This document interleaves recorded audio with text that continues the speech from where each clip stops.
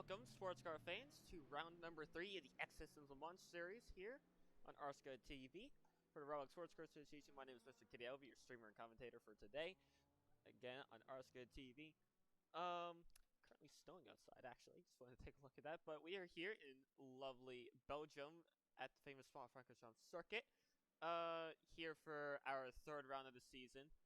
Which should actually be technically our fourth race, but third round of the actual main championship season with our lovely GT LMP2s and then also our LMP cars.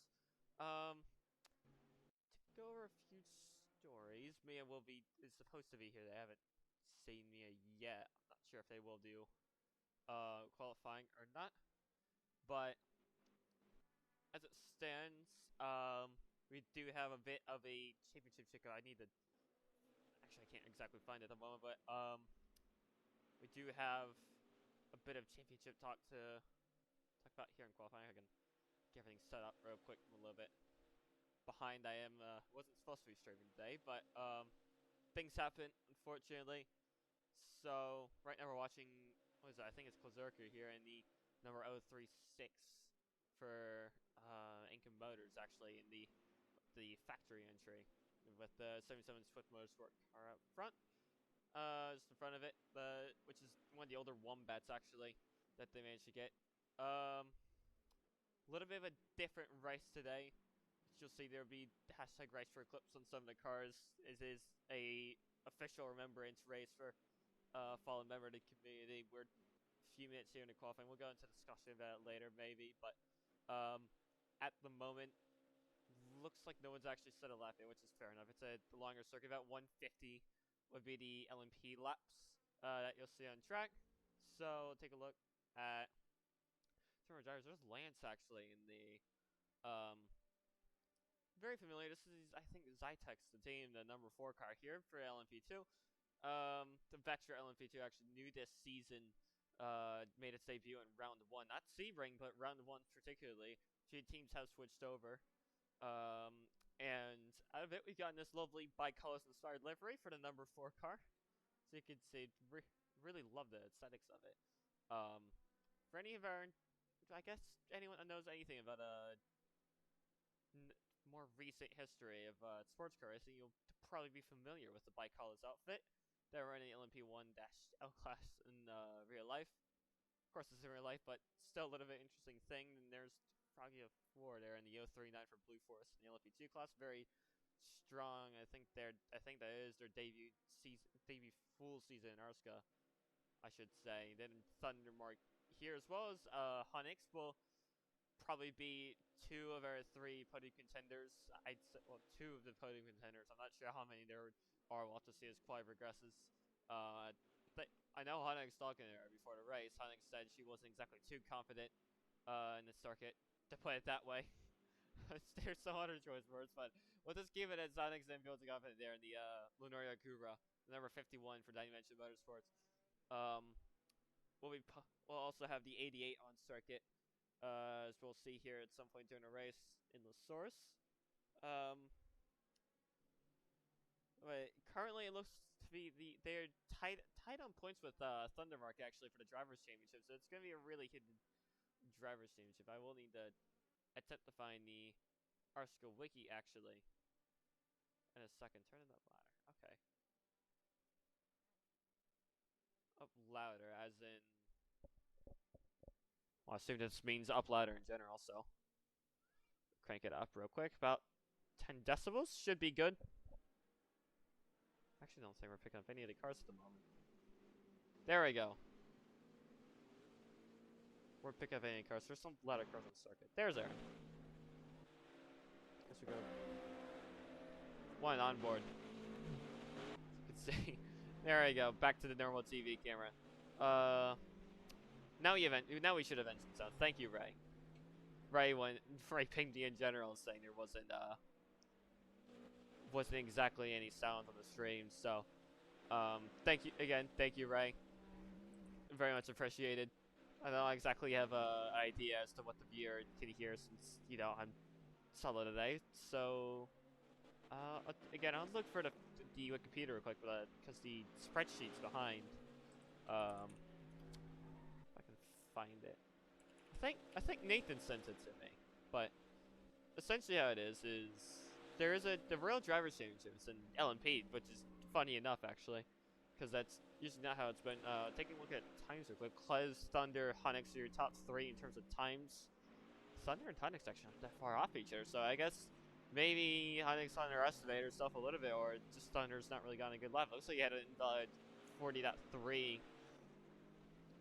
Klez Mushy's up there actually now, but Klez also in one of the other Incas on the circuit.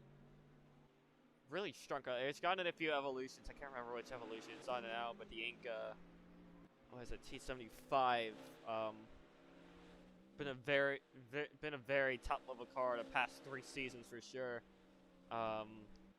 Can't recall if it won the chip. I think they have 3 championships. I think the car itself has 3 championships in a row actually, if I remember correctly. But very strong car, and then of course Lundaria on their 2nd car in 2 seasons now with a new Cupra, which both the 5180 are run under Dimension. Those are the only 2 cars. Thunder's also running a special livery for this occasion, and if we do see it on circuit, Close Motorsports also running another sponsorless special tribute livery for this weekend, but we'll see if they end up on circuit. And then a good selection of teams are running the hashtag race for clips on the cars as well.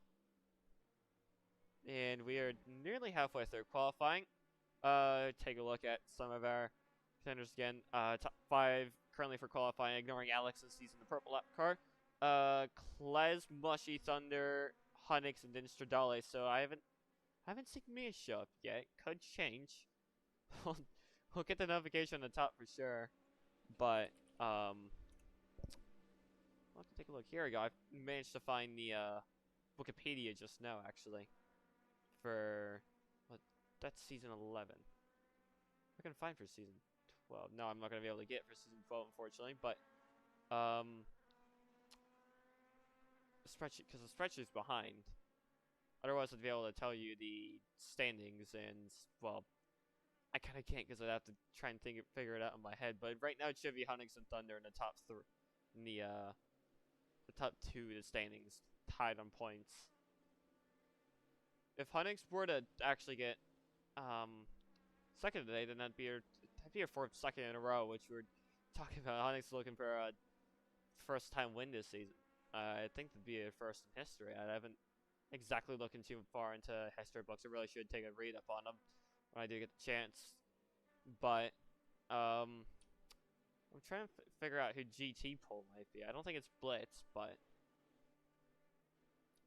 not completely certain. I don't have a little helper today. I think it actually might be Blitz, but I'm not too familiar. The GT class is a whole different thing from what it used to be just a year ago. Actually, is it? It could be. Unless it's... Oh no, it would be LOL. So up. There he is. Unless it's... Really is confusing, because there's... Also, you have to imagine there's some slower LMP2s on the track as well.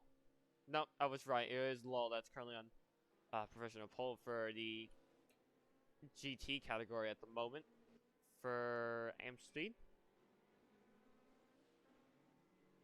Oh no, it just said, but the GT category compared to what it used to be.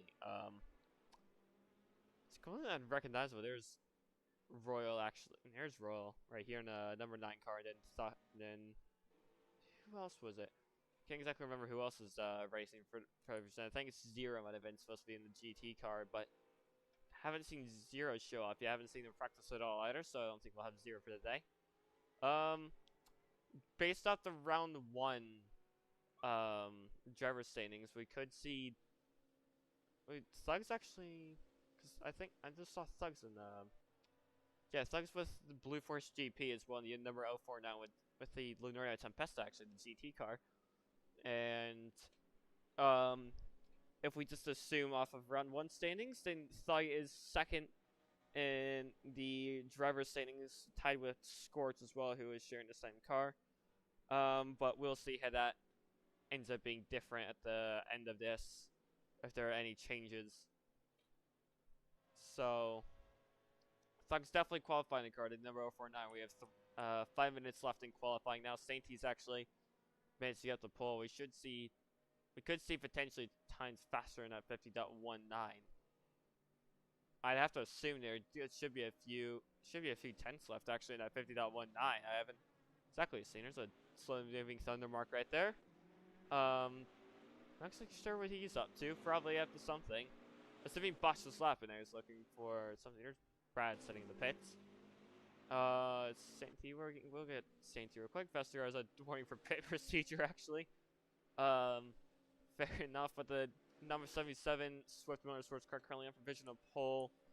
Definitely, I think it's on the more midfield range in terms of cars. The Wombat is. It is an older chassis at the moment. I mean, you could argue the T75 is as well, but the T75 has gotten updates, so not entirely too old on the current version of it.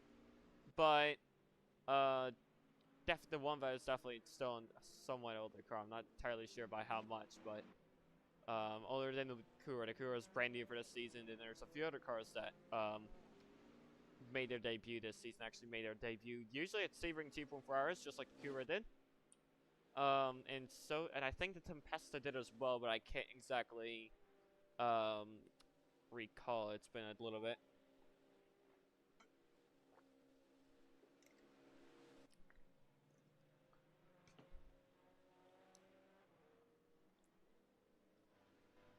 Watching Saints here. No changes in. Oh, actually, quite a few changes. The Thunder's far down the qualifying order, actually, for LMP. That's a little interesting. Top 6 in LMP are currently separated by just under 6/10 of a second in total, ranging from Saints to Thunder. And then, actually, I haven't. Kind of surprised, but Mushy and Doritos are up there as well. Take a look at the Doritos because I kind of forgot he was. I kind of forgot, but yeah, Derail's made the move to Pro Division for the number 10 car. Seeing this round, I can't exactly recall when he made the move. I think it was actually just for the main season. Yeah, he didn't finish it, but he was in the number 10 car for Japan, which is round 1. And he was one of 3 different cars that did not end up finishing the race. Let me take a look. Oh, no, here we go. We have the team standings. We actually do have the team standings for the cars that help us.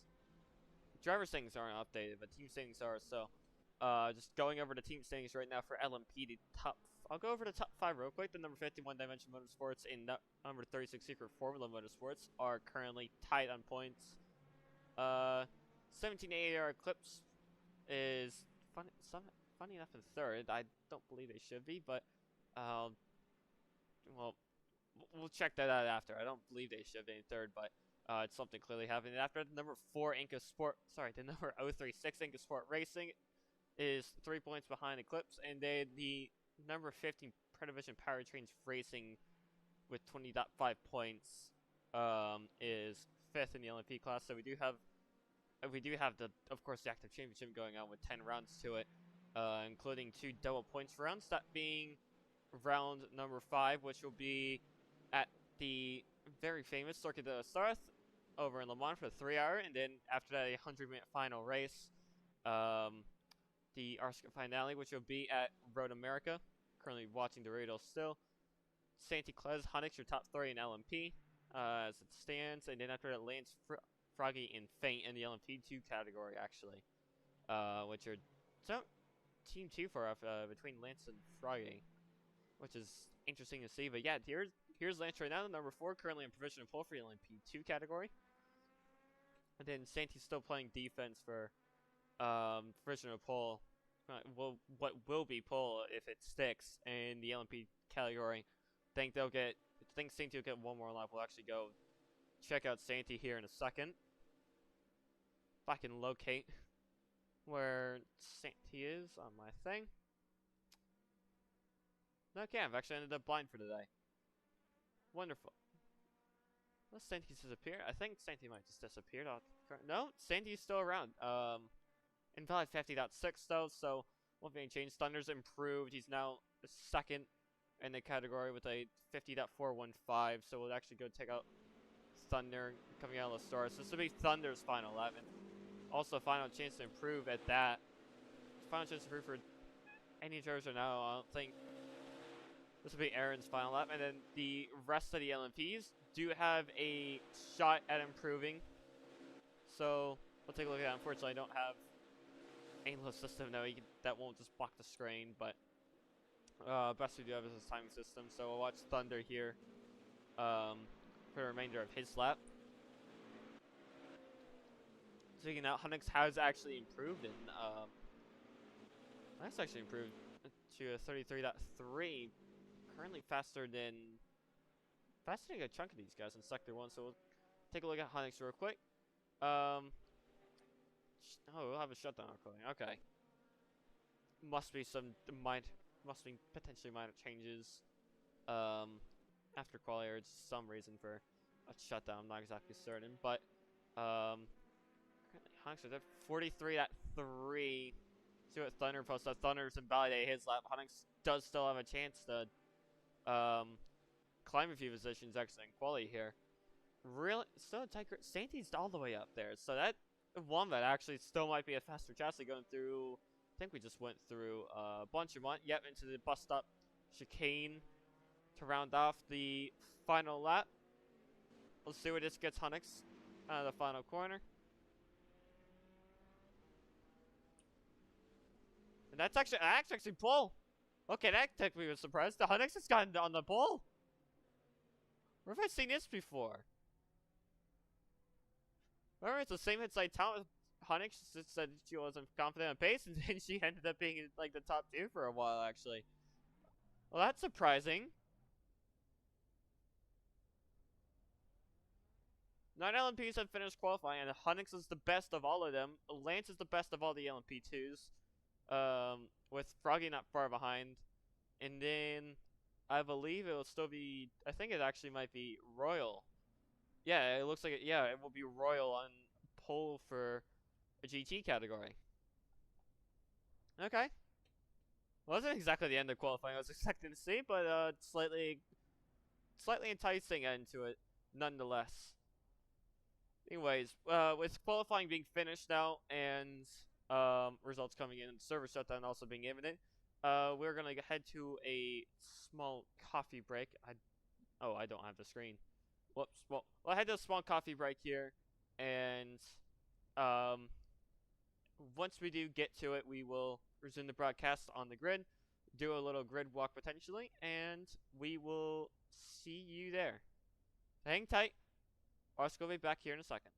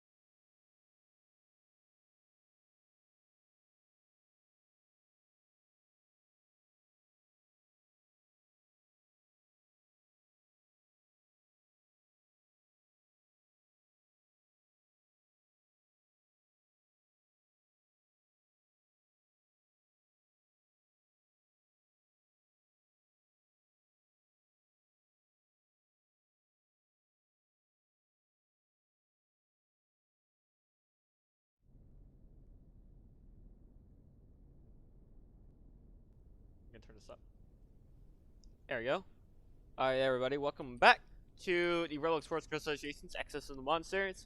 As you can see here, we are lined up on the grid with all three classes present for round number 3 at Spa-Francorchamps Circuit here in lovely Belgium. Well, sort of lovely Belgium, depending on which area of Belgium you're in. This area of Belgium is my personal favorite because of the racetrack that we are on.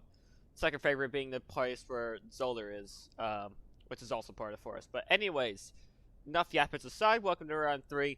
Honix here in Polish, as you can see. We won't do too much of grid walks inside. I believe we're getting ready for a few different activities here in a second. And the Inca safety car up front as well. Everyone just jumping around, really excited for today's evening of Roblox sports car racing. My name's Kitty. I'm the streamer and commentator for this edition of RSCA TV's broadcast. And I hope you're all having a happy time watching, despite the apparent lack of quality that we're probably producing at this moment. But, anyways, that being set aside, oh, Wex doing that. Okay, that being set aside, lovely December, wearing my little Christmas hat, as you can see. Not sure what Alex said there, let me see. Okay, just want to see what he was announcing real quick, just for the drivers. Alex, the owner of the Roblox Sports Car Association. If you would like more RSCA content outside of just the streams, then there is some RSCA content available on the YouTube channel as well. If you want to go look at previous race broadcasts, or if you wanted to, you can head to our Instagram, which is at RSCA_racing. That is RSCA_racing, all lowercase as well. Alex there in front. Well, some people in their cars posted them. So they're giving a little wave to his driver as well, as you can see. Speaking of what, there's still a lot of Incas up front here. Of all the 3 Incas, they're all 3rd, 4th, and 5th actually after qualifying. Then there's 2 of the Lunaras at the back, but one of them is up here at front. Surprise pole for Honix here. I think it was a 50.13 specifically was the time around the circuit. Got it just at the end of qualifying actually, right behind what Sainty with a 50.15. That being a 1-minute lap as well, since, well, go figure, this is a 7-kilometer circuit, in real life. If you're unfamiliar with Spa, for whatever reason, that being your casual fan, or, something or the other, 7-kilometer circuit located in Belgium. I can't remember the exact amount of turns, but very famous for its original 14-kilometer layout, which was huge, full of fast turns, and going just at the edge of most cars of the era. Very dangerous circuit originally before it got reshaped before the start of the 80s to its near current configuration. The only alteration I can think of is any slight reprofilings, and then also the bus stop chicane being different than what it used to be as well. Also the addition to bus stop chicane actually, because originally there was no bus stop chicane on the new circuit when it came around before the 80s. So just a little bit of history there of the actual real life circuit. It's a history in RSCA I'm not entirely sure of, but been a stay in the calendar glance is being medically checked up on. He's not gotten to his car yet, but anyways, hope you're all really ready to watch the stream and are having a wonderful day. If you're not, then hopefully we can do something about it. Not sure what that would be. I'm not exactly a therapist, but just hoping you're all having a at least somewhat okay day. It is currently snowing outside, so I'm having a wonderful day. Also, because I get to stream the Roblox Sports Car Association, which anyone would call a wonderful day. But anyways, that being aside, we're just about to get going here. I believe we'll start with a minute of silence before we roll out. But I'll wait for Alex's command on that as well. His stuff was appearing on our screen again. Not too sure what we're waiting on, but we'll check here in a second. So speaking of, another thing I have to mention is the Protovisions are, one thing I guess I could mention, yeah, is the Protovision right there in 6th is, how far down they have been. I mean, compared to at least their past 2 races, the Protovision's gonna be on the back foot by the looks of it. If I can find my mouse has completely disappeared off my screen. Right. Here we go.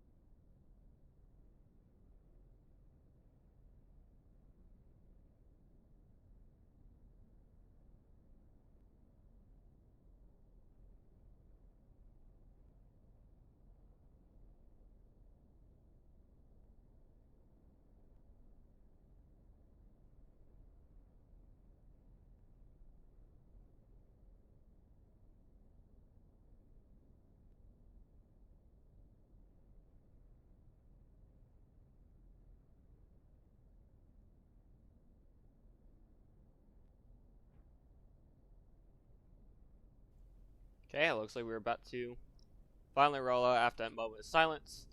We get off the circuit. Struggles of streaming and commentating at once, I guess. But, here we go. I guess we'll take. Guess while we're here, I guess we'll do a small run down the grid. As I said, Hunnick's on pole for the number 51 Dimension Motorsport.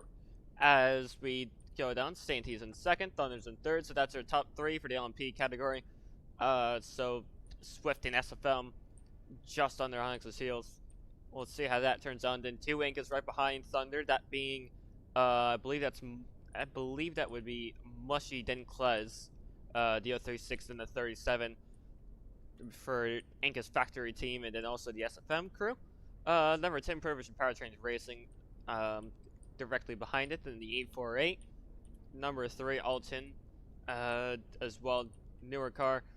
88, Minari crew operated by Dimension, as well, Aaron behind the wheel of that, so Charlie in front of Aaron, and then after that, but behind that, entirely sure the driver, number 19, for Relux. That's number 4, operated by Lance Simmons, who will be starting on pole for the LMP2 category, 039 Blue Force GP, and 521 amp speed, directly behind the competition. Then the 360 Relux, I believe. Yeah, the 360 Relux. Number 96 SFM, number 69 SFM. A black card. There you go, 362, which is from RM. Number 0, which is also an amp speed car, I believe that's Brad behind the wheel. And then the 089 behind it. One of the new Vectras, actually.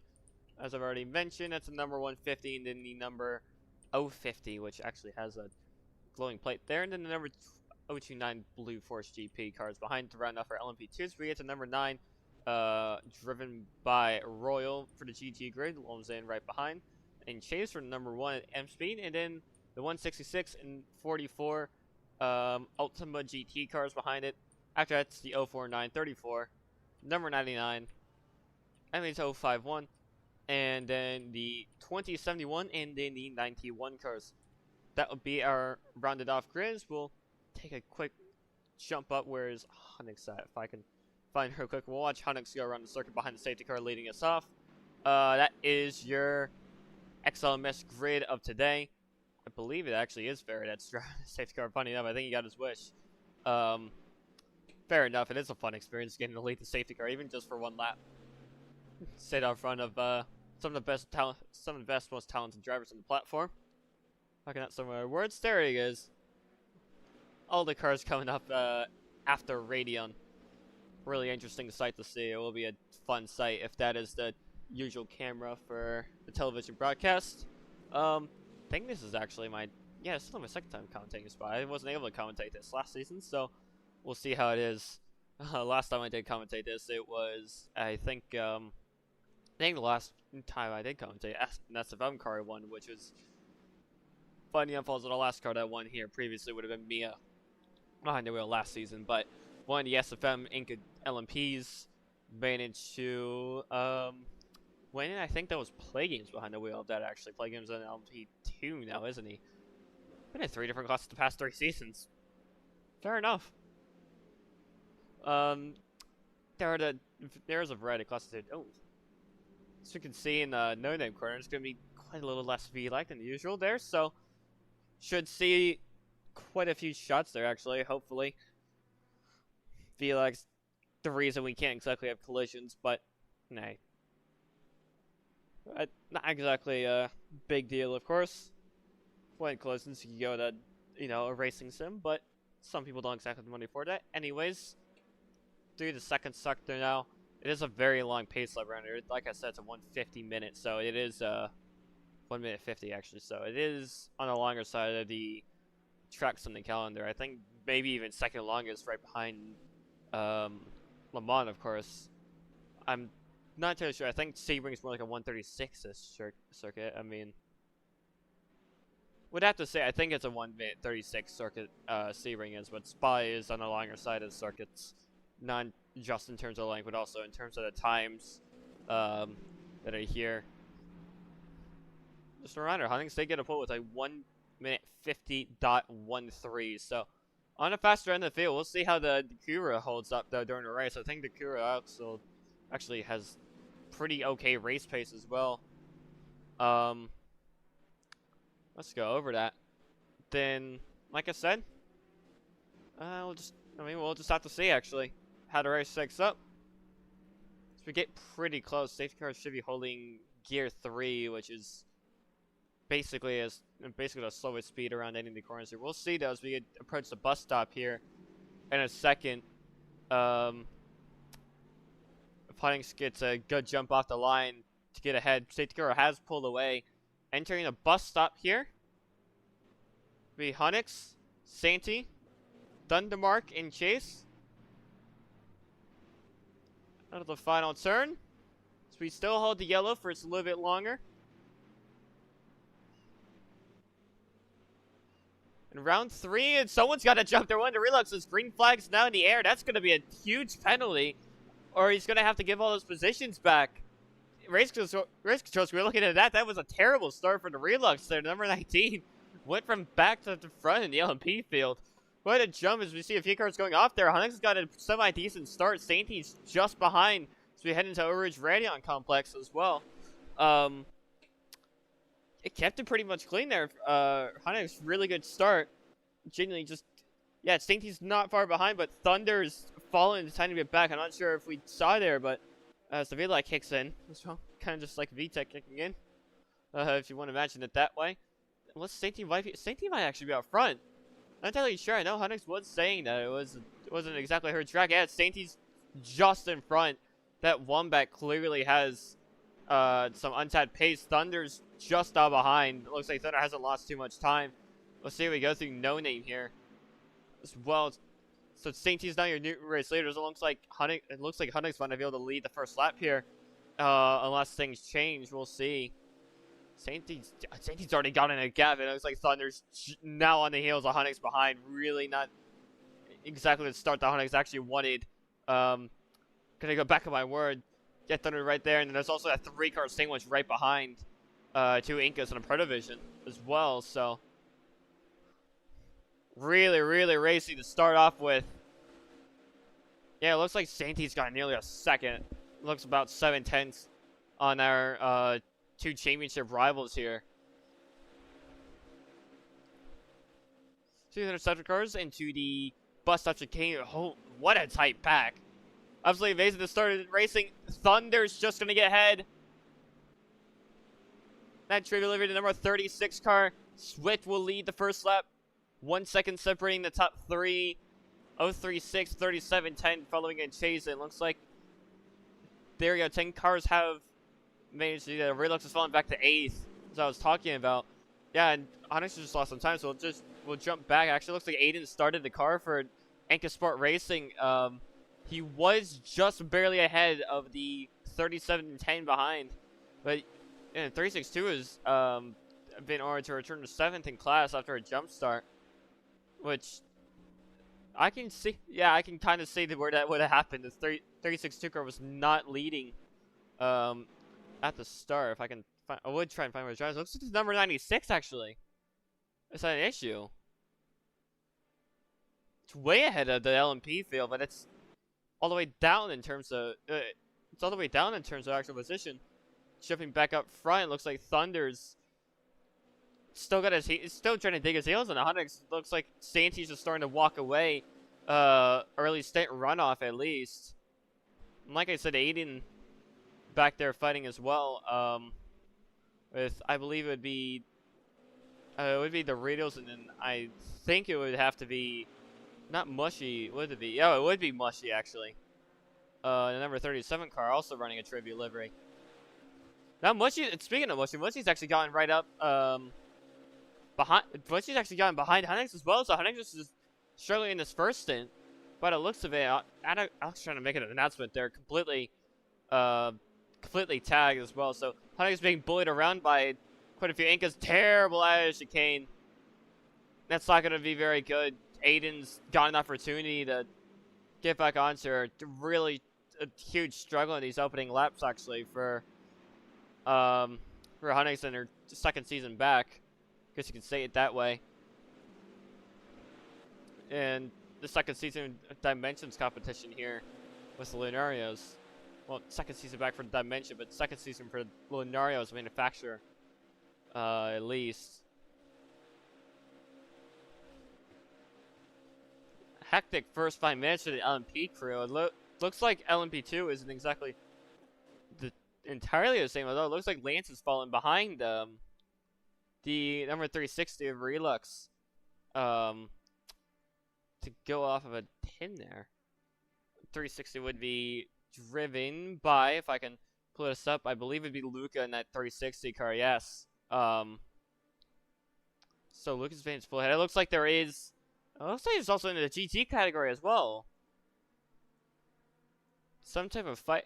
There is some type of fighting in the GT category. I believe that's the Blitzbox over there. We'll go back. Yeah, it is. Blitzbox top 3 in GT are all fighting for the lead at the moment. Really tight pack between these two. Lomsane also in there with Royal. Some early fights are elite here going on. At least in the GT category, which is a huge difference. Look at them. They're all really tight together. In the like home section. Heading on Momody as well into Bruxelles. A lot of turn names. I'm not exactly familiar with turn numbers, but and as I was saying that, Blitz looks like he went a bit wide in Bruxelles. Let's see how that goes. Fighting's starting to settle down on tiny bit at LMP, but not by much as well, so we might have to take a peep back up there. Wow. I'm just trying to get over my head that we've had this crazy fighting in 2 separate classes already. Really is a change for the LMP category. Yeah, a 4 and a 360 are still fighting. We'll give some screen time real quick to these two Vectras, operated by Lomzan and Lance Simmons, real quick. I know there's a fight for the GT lead. LMP2 needs a bit of love as well, so we'll take a peep and see what they're doing.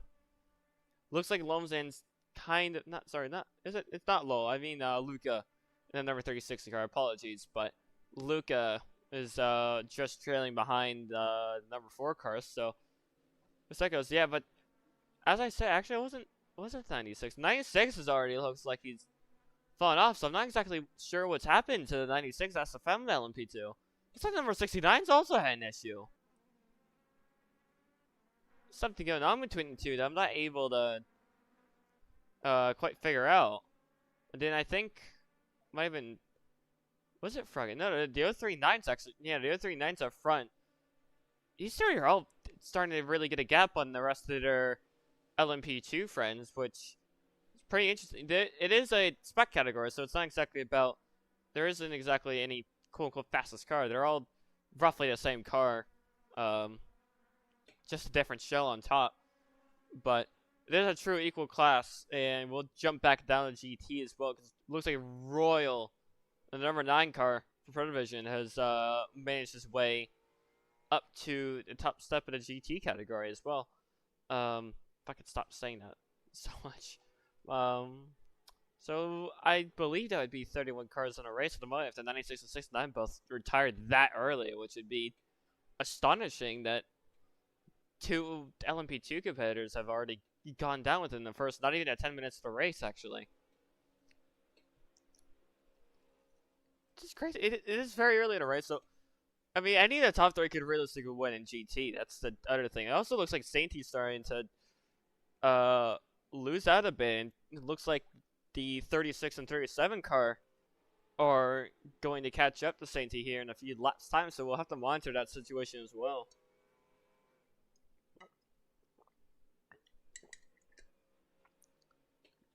Currently watching number 9 Pro Division Powertrains Vectra Hermes, driven by Royal. I believe he'll be solo for today, but we'll see with the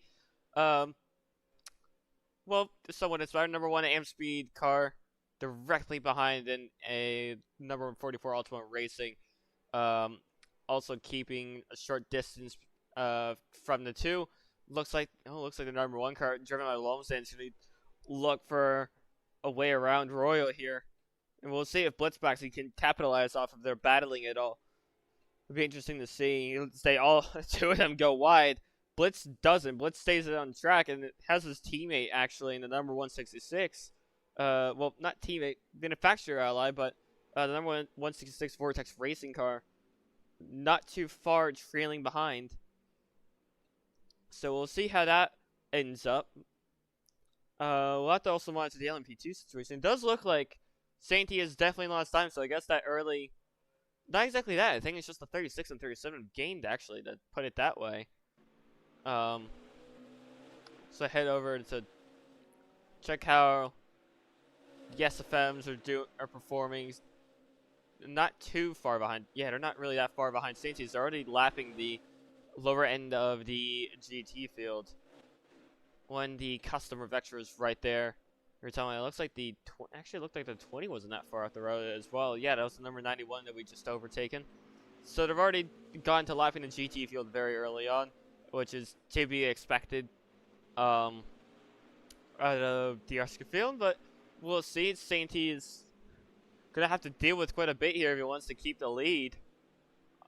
With two Incas behind, absolutely ready. Inca 235 it would be for the LMP category. I don't believe they have a GT remaining, actually, which is somewhat unfortunate, but it is a pretty old car itself, as I've mentioned. I think both of them. I'm not sure about the Inca GT. I think the Inca GT was a Season 8 thing, but it's syncing into T75. But I'm not entirely sure. But I know they are not exactly the newest cars in the grid, to put it that way. Could take a look at that sometime. But currently we're watching number 37 Singapore Motorsports Inca of Mushy trailing our LMP leader, which is Sainty, and looks like going for an overtake on Sainty, actually. At the moment, nope, just behind, with his teammate Thunder Mark also leading not far off. Two Tribute livery cars very close to each other. Also a Tribute in the wing for the number 77 as well. Lovely race cars these SFMs are, for sure. And also the Swift Motorsport car actually also has a pretty nice livery on it, to put it that way. Yeah, these top three are starting to walk away from the rest of the LMP grid. Similar to the way that it's happening in GT, and also the same way it's happening in LMP2 that I was just talking about. So currently our top three in LMP, LMP2, and GT are the ones looking to make a bet for the win for the race. Can't exactly say who I think has the best shot just because of how early it is. I think either of the SFMs would have the easiest shot if I'd have to make a guess. But as I've said, we'll have to see. Anything can happen in RSCA. It usually does. Quite crazy things have very much occurred in the past. So for anyone that hasn't been here until recently, you're not really, well, you've missed out on a little bit. There's been some crazy racing. If you are just joining us, though, welcome. Glad to have you. We'll check. It looks as if the 039 Blue Force GP is starting to walk away from the 316 4 car behind, but still a tight 1/10 over the line between Lance and it would be Lance Simmons and then Lucas Matt actually in the 360 car. Two Vectra LMP2s, but they are not far off the LMP2 leader. They still have they're still 1.4 seconds down the road from it.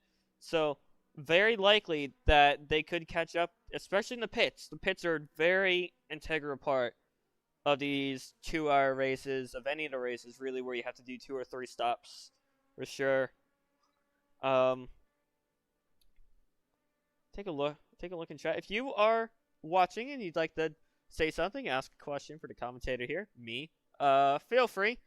I'm a little lonely in the booth today, so someone asking a question would be much appreciated. It helps me get someone to talk about, I don't know, what's your favorite food? What do you do? What's your favorite car? What's your favorite car in a grid here or in real life, if you want to talk about real life a bit? Or just ask anything. As long as it's not too personal and doesn't lead it to, if you ask me what my job is, I'll tell you what my job is. I'm not gonna tell you where it is. But you know the point. I'm lonely. Ask a question if you want to. We're watching our 2 LMP2s battle here. Really amazing battle. It does look like the SFMs are not battling each other. Sainty actually is defending the lead pretty well from 36-37 of Thunder and Mushy. Really strong comeback. Do you like Brogel? Has been asked by Brogel fan. Fitting name. Not entirely sure what Brogle is. If it's a type of food we're talking about, or if it's a show or something. But if you tell me what it is and it sounds like it's interesting, I probably do like it. It is an interesting question, actually. Brogle. We should search that up. What's Brogle? Brogle. Do I like Brogle? Oh, I understand it now. Yeah, I do like Brogle. Unironically, I do actually like Brogle. It is pretty nice as a... Not as a main thing. If you just give me a whole bowl of it, it's gonna be like... Well, what's the point? That's not really dinner.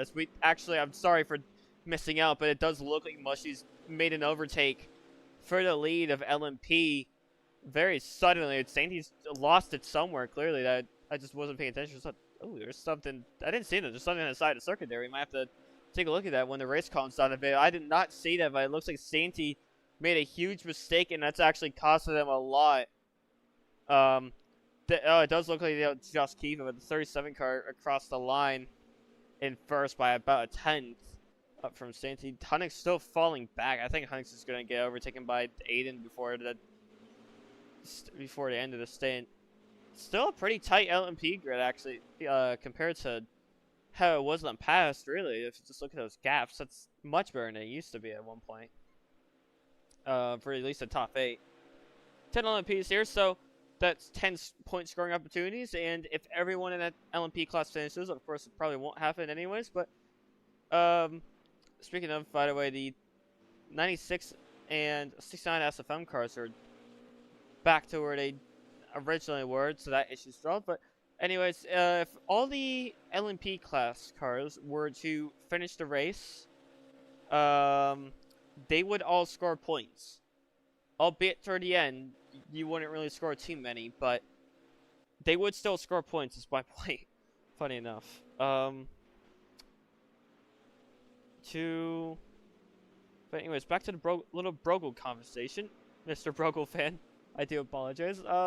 If it's a secondary, sure. If you just give me a whole bowl, I'm not really, it just doesn't hit. But it is really good as a secondary to, say like you have meat on your plate or something, and you have Brogle there. Lovely, especially if it's on the warmer side. If it's cold, It's warm, yeah. Like I said, interesting questions are appreciated. That is a very interesting question, though. We'll talk a bit about Brogle in the RSCA TV booth. We'll have more of those interesting conversations at Le Mans, especially over the course of 3 hours. As I can see it. Slower LMP there. Actually, it looks like the 88 just crossed the line in the distance. Funny enough. And we're going to take a look at Royal, because it looks like their fight is still going on. That's absolutely wondrous. And they're still steaming ahead. Royal's completely off the track there. It definitely looks like that 9 car now. So I mean, all top 3 of the GTs seem to be somewhat similar offenders out of the excellent source there. In terms of going over that thing. You're welcome, Brogle fan, by the way. Amazing. I appreciate your support for such a lovely piece of food as well.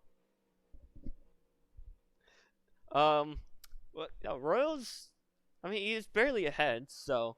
Well, like I said, the top 3 of each category all have a chance to win at the moment. At least in my book. I can't even pick a winner right now. It does look like, Mushy is starting to walk away, actually. Just a bit. Well, not even. Only 5/10 up the road from the number 77 Swift Motorsports. Did 1 bet. Now 7/10. Now Thunder's dropped back. Looks winning in times, and sorry for not catching it. It does look like Hunnick's has been overtaken by Aiden. Really unfortunate start. Hunnick's was not wrong when they said they were not having it with this track. It looks like one of the other Cura is actually stacked. Number 19 Relux, so there's a chance that Hunnick's might actually lose out to the driver to 19, who's a part of the customer. One of the customers of Lunario. This is Relux. I think they switched for this round, actually, because they were on the Synchron? Yeah, they were on the Synchron last round, and also at Saitama. We saw them at Saitama in the Synchron, but different car choice for Spa, I presume there's some reason that they did it, but not exactly certain because I'm not part of the team. CC limits at 70, by the way. For anyone that wanted to wonder that. Very big key thing in these long races is that you just keep your head in and you don't get a penalty for cutting too much. 33 cars here in the grid, and if I'm not wrong, all 33 of them are still driving after 20 minutes. So, we thought the 96-69 retired originally, but not exactly the case. And there's the SFM going wide. Looked like the number 36 Inca Sport Racing was going wide, not the SFM. I just clicked in my mind. It's hard to remember that there's an Inca factory still in the grid. Inca Works team. SFM never really was the Inca Works team, but also for anyone that's interested, we're watching the battle for 4th right now. Looks like Honix actually might get up to 4th now here, but still intertwined with his Inca Sport Racing entry. Yes, by 3 tenths there. Nearly 3 tenths. More like 0.25. If I'm not mistaken. But we're currently watching this battle. Looks like Honix has lost out of it there. And like I said, the Redux isn't that far behind. Like, it's not a... Oh, well, we're fighting up front. I do apologize. There's so much fighting going on between all of the top sort of classes. Currently, what is it? Sainty and not Thunder, but Mushy are having a scrap up front. If I can find either of them. There is Sainty right there. This is not anywhere close from over. We still have 100 minutes of this. But for LMP lead, absolutely amazing stuff going on by all of our drivers today. Really tight competitive grid here at Spa-Francorchamps circuit in Belgium. Not too sure what else to say about these dudes. Just having fun out there. I think we've already said everything. It's crazy. Usually 20 minutes in, that's where you're kind of mellowing into your strategy for the race and playing the long-term game. But no, not these two. They're still going ahead of the overall LMP grid, which is just crazy that they're still putting pace down. In fact, we'll take a look at top times. It's dominated by these top 3: Mushy, Thunder, and Sainty, who are the 3 people that have an under 1 minute 50 second lap. So, like I said, there will be under 1 minute 50s, and they are valid under 1 minute 50s. Our fastest time in quality was a 1 minute 50.130 set by Honix, and our fastest lap in a race is a 1 minute 49.761, which is set by Mushy. So we go through traffic. Fighting through the traffic, that traffic can be really distracting if it catches you off guard, actually, which I haven't done too much multi-class, but I have done LFP2, and that traffic is somewhat distracting. It's not hugely distracting, but can throw you off at just a tiny bit to have to drive through, and you have to traffic on your line and going around your braking mark. It could potentially block it. Very talented driver though, so probably won't happen to the drivers we're watching, but hey, who knows? Could throw off someone just the tiniest bit, and that tiniest bit could make the difference. We've seen pretty small gaps here in the grid before. I think Saitama had a pretty close finish, actually, just to mention that. But GTs are getting lapped again. So I did say GTs do get lapped pretty fastly. The LMP versus GT difference is strong. It's somewhat strong. It's not strong, but it is strong enough to where that does happen. Let me open up my frappe right here. Let's see. Stung over here in Midwest USA. Really love it. Oh wow, it's really snowing. Look outside and there's just nothing but white and the snow's still falling. More on the thicker end actually, so I hope the roads don't end up too icely just so everyone drives out there safely. But oh, there's already got a pit stop happening. Hold on. Let's see who that is. Real quick, if I can. There we go. It's the number 96. It's Foam Crow. So, looks like they're going in for an early stop. It also looks like the number 362 RM car is also entering the pits.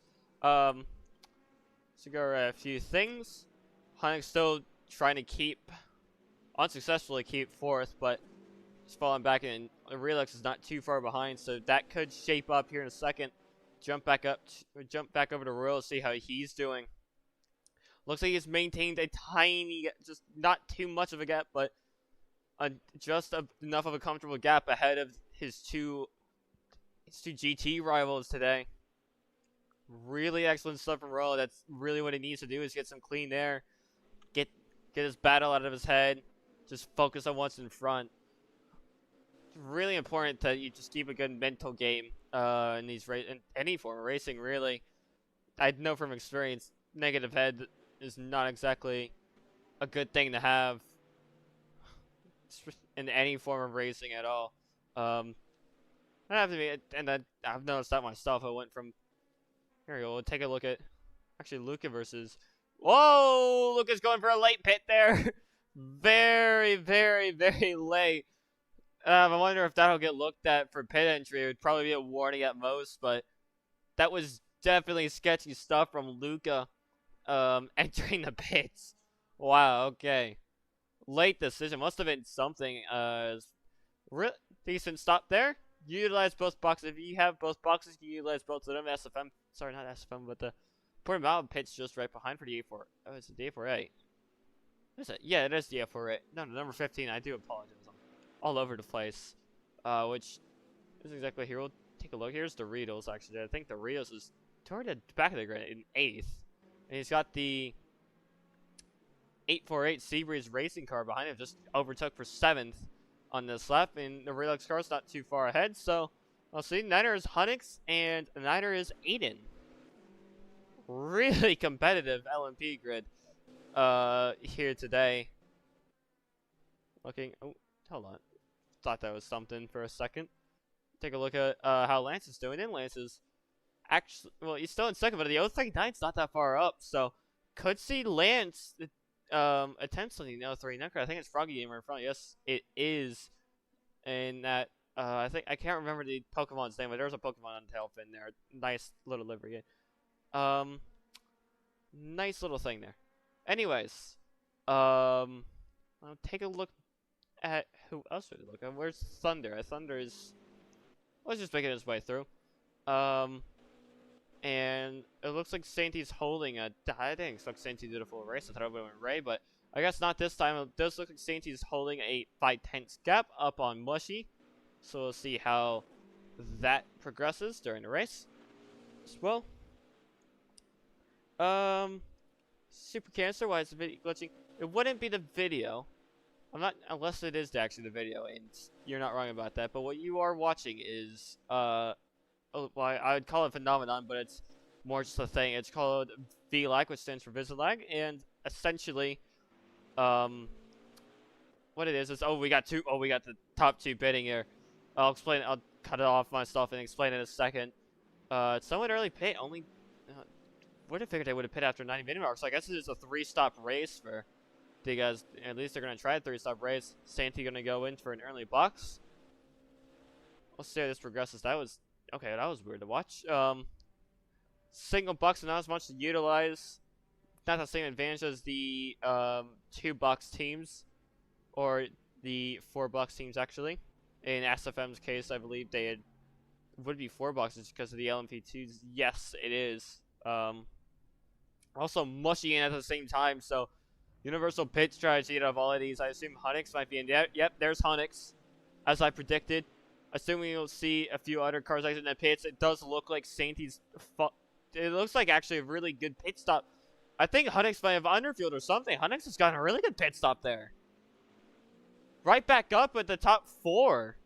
Incredible stuff. Well, we'll be the top 4 after that pit stop. Incredible stuff from Hunix to get a good pit stop and put herself back in the talk. We think there's any recovery there, but anyways, to answer why the video is, well, glitching, unless it is actually the video, but again, VLAG, essentially, I think it's just because of, well, Roblox servers aren't exactly what you'd call the greatest service in the world, and just because of how HRC is, what happens is this. I don't really know how to describe this, but the car, quote-unquote, teleports, at least visually. The 039's already got a DTV for pit procedure. That's gonna really screw them off. They were in a contention for the win there. Really big shake of the LMP2 class, and that's gonna move it to probably a 2-car fight after pits end. If the 360 Relux RFE ends up back there with the number 4 Zypher Racing. Apologies, I'm struggling a little bit today, but yes, but anyways, that's VLAG. It's also the reason we can't have collisions, just because of, well, the car's quote-unquote teleporting everywhere. Visually, it's teleporting. Physically, it's not. Physically, they are moving consistently. You'll see it, like, right now. Ish. If you see what I mean. On the T-chassis side, there is the sort of same problem, but T-chassis being a much more simplistic chassis that allows for usually at most around 10, 12, I've seen even up to 14 cars on the same racetrack on the T-chassis side with collisions on. Could do more without collisions, but usually that's around the limit is about 10, 14, depending on what you're racing on the T-chassis side of things, but that's the T-chassis side of things. T-chassis is usually used in the stock car side of things, and before you ask, I can't name any leagues. Don't ask me for any anyways. We don't promote them on here. Mostly because I just don't know any. But, that's essentially your reasoning. I can't really give you a much more in-depth explanation than that. I'm not really into all that science-y stuff. Whatever it is, I'd call it black magic. Anyways, your provisional top 4 will be the 37, 77, 36, and 51. Looks like there are 2 separate pit strategies happening. I assume it's still going to be a 3-stop. I'm not sure if that's a tire-related thing or if that's a fuel-related thing. For the reason that there's 3 stops, I think it looks like the 88 might have had an issue where it's just pit. I think that's... We'll check out that in a second. It looks like the 96 is still having technical difficulties. Never mind, actually. I guess we're... Jeez, there's some dark magic related around Spa. I swear, there's always something happening here. Last season, the safety car crashed. Well, yeah, safety car, because we're in Europe. We made that agreement a while ago. Last year, it was last year, actually. It was in 2024, because it was in Season 10. Safety car crashed out of no-name corner. We got a pretty good video of it when it happened. I think Alex was behind the wheel, funny enough. So, maybe his first time is actually, here we go. Lance Simmons out, and he's behind the 360 Relux by quite a bit. Must have really not had the greatest stop ever. That's not going to be good for him, actually, in his race. Definitely not. But anyways, yeah, we had that happen. Last season, I wasn't there, but there was a helicopter incident out of Stavolo corner. It was, yeah, just out of Stavolo. It's a helicopter incident as well. I remember talking to Speedy about it. It was pretty funny when it happened. And, well, sort of funny until you realize that people were affected by it.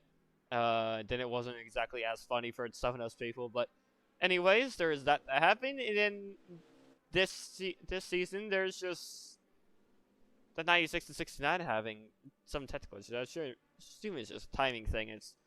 Yeah, I mean, it could happen at any circuit, but it seems like Spa has a little bit more frequency for interesting events to happen, I assume. And there's Lomzane actually out of the pits. He's just made his stop. I'll check on the rest of our top 3 from the class. Looks like the number 9 and I assume yeah, it looks like the number 44 is already pissed. I think Royal has yet to faint, and he's on a different strategy. There's Blitzbacks actually going up out of Radeon now. Not too far off the number 1 amp speed, so he's put himself in a pretty good position out of the pits. To mention that. If you are just joining us, welcome. This is the Roblox Sports Car Association with this is the XLMS Le Mans Series specifically. Apologies for that again. This is round number 3 at Spa-Francorchamps Circuit, located in Belgium. I think particular town would be Stavolo. As we're watching the 36 here go through the bus stop chicane. My name is Kid. I'm the primary commentator for today, and also the streamer, which is not the usual. Usually it would be Glacier or Aaron, but neither of them were able to do it today. Aaron's taking a little Sunday drive. Well, Saturday actually in his instance. And then Glacier, you had something going on, so he just couldn't make it. Unfortunately, got to speak both of them. It's a different occasion. It's Memorial Race. I stumbling all over my words today. Take a look at how Hunnix is doing. I believe the 10 is the current leader in the LMP category, but he has yet to pit. So once the 10 car comes in, and I believe also the 3 car actually, we'll actually have to see what Sadale pulls up. For the past 2 rounds, I'm not entirely sure what about Bermuda, but I remember when everyone else did a 2-stop strategy at Saitama, Stradale stayed out and managed to pull off a 1-stop strategy. And while it got them 8th was still much better than where they would have ended up usually. So to be fair, it did work out for them. Again, for our viewers that are currently watching, if you'd like to ask any questions, there is a chat. Go ahead. I'd be willing to answer most things as long as they aren't personal or as long as they aren't completely out of the realms of possibility to answer. No, I'm not answering how to stop war in the Middle East either. That's not an easy question either. But anyways, you get the point. Ask that. If you want some more content, there's some streams that are previously available and, well, are still available on the Roblox Sports Car Association YouTube channel. If you'd like to go to the live section of the channel. And then there's also content on the Roblox Sports Car Association official Instagram, which is at RSCA_racing. If you'd like to check it out. Oh, the sound just disappeared there for a second. We'll take a look at how Mushy's doing, actually. It looks like Mushy's not that far off of Santee that we're talking about, but it also looks like Thunder's not that far off of Mushy. So top 3 could be interesting. Starting drivers development. Minimum drive time now for anyone unfamiliar. There's a minimum drive time to be eligible for points for driver standings. There's some in the car. Yes. Since some people have pit. So, you essentially, to be eligible for driver standing points, it is a bit of a system. I would try to explain it, but to be eligible for driver's points, you'd have to complete at least X amount of the race. In this 2 hours instance, it is 36 minutes, I believe, actually a little more than that. Essentially, once that's done, you will receive points given if your car actually finishes the end of the race. For your car to be eligible, I believe it has to complete 50% to get half points, and, well, all the race to get full points. That just should be obvious, so. Let's see, there's Necro right there in the number 20 car. That we're just taking a look at, but I want to take a look at how our LMP2 competitors are doing. Hey, Lance, Luca is about 3 seconds up the road from Lance by the looks of it. So, like I said, it looks like Lance really struggled on his pit stop. Lost about 3 seconds in the pits. And that's what I mean with these longer races. Pits mean absolutely everything. They will especially mean that at Le Mans, especially at Sebring, but just as much in just these 2-hour races. I mean, in the sprints, not so much. It's usually just a 1 or 2 stop, depending on that, and it's fixed. But even then, just at any time that this pit stop's required, it is absolutely essential you nail your pit stop, essentially. I've seen that in IACC to an extent, but not really as much as XLMS series, where, you know, you end up doing 2-3 pit stops. I think at Le Mans, it is still a 3-stop race. We will have to see when we get there. There's usually a lot of fuel saving involved, which wouldn't make sense with the long straights, but there is a little secret to the quote-unquote secret. It's a wide open safe, essentially, in terms of secrets of how to fuel save efficiently. So, we'll say fuel saving at Le Mans. That'll allow for longer stints, but we'll see here. Here's Mushy again. Looks like Thunder's not that far off. Where's Royal? Royal is being overtaken by our leaders, actually. He is currently in first in class, actually. 166 Vortex Racing has moved up to second. 24th overall. third in class. It was the #1 amp speed car. And also 521 amp speeds leading LP2, but I do not believe that car has entered the pits yet. To my understanding, at least. I can be corrected if I'm wrong. Should be Faint or Pickett in that car. I'm not entirely sure. I'll take a quick inspection if I can see either of them here. That I don't believe are driving. No, there's Pickett. Pickett has just pit actually, so well, just exited the pit. So I was right. And it's the 364 car that will be in that top. Oh, not exactly sure what that was about. Oh, there's the ultimate passing by. Apologies, I got confused there a second. It does look like, actually, I think, is that Blitz ahead in the 44? Yeah, there's Blitz ahead of the 44. Well, behind the, I do, actually, sorry about that, but it does look like Royal is currently going to be third in GT. Well, will be third in GT. I don't think the 166 Vortex racing car has hit the pits yet. It managed to get 6th last time around. Blitz actually managed to get 5th with his teammate Obe Lavsong Pro. Oh, sorry if I butchered that. That was at Saitama. I only have access to Saitama for that, for the driver's standings. So I actually switched over to team standings. Last time out, the #1 amp speed car managed to 2nd place, with the #9 Pro Division Powertrains Racing of Royal actually taking the win. So far this season of XLMS Racing, we've had 6 different winners in total, if you count all 3 classes, which is saying something, because last season we had exactly 2 different winners, and the season before that we also had 2 different winners.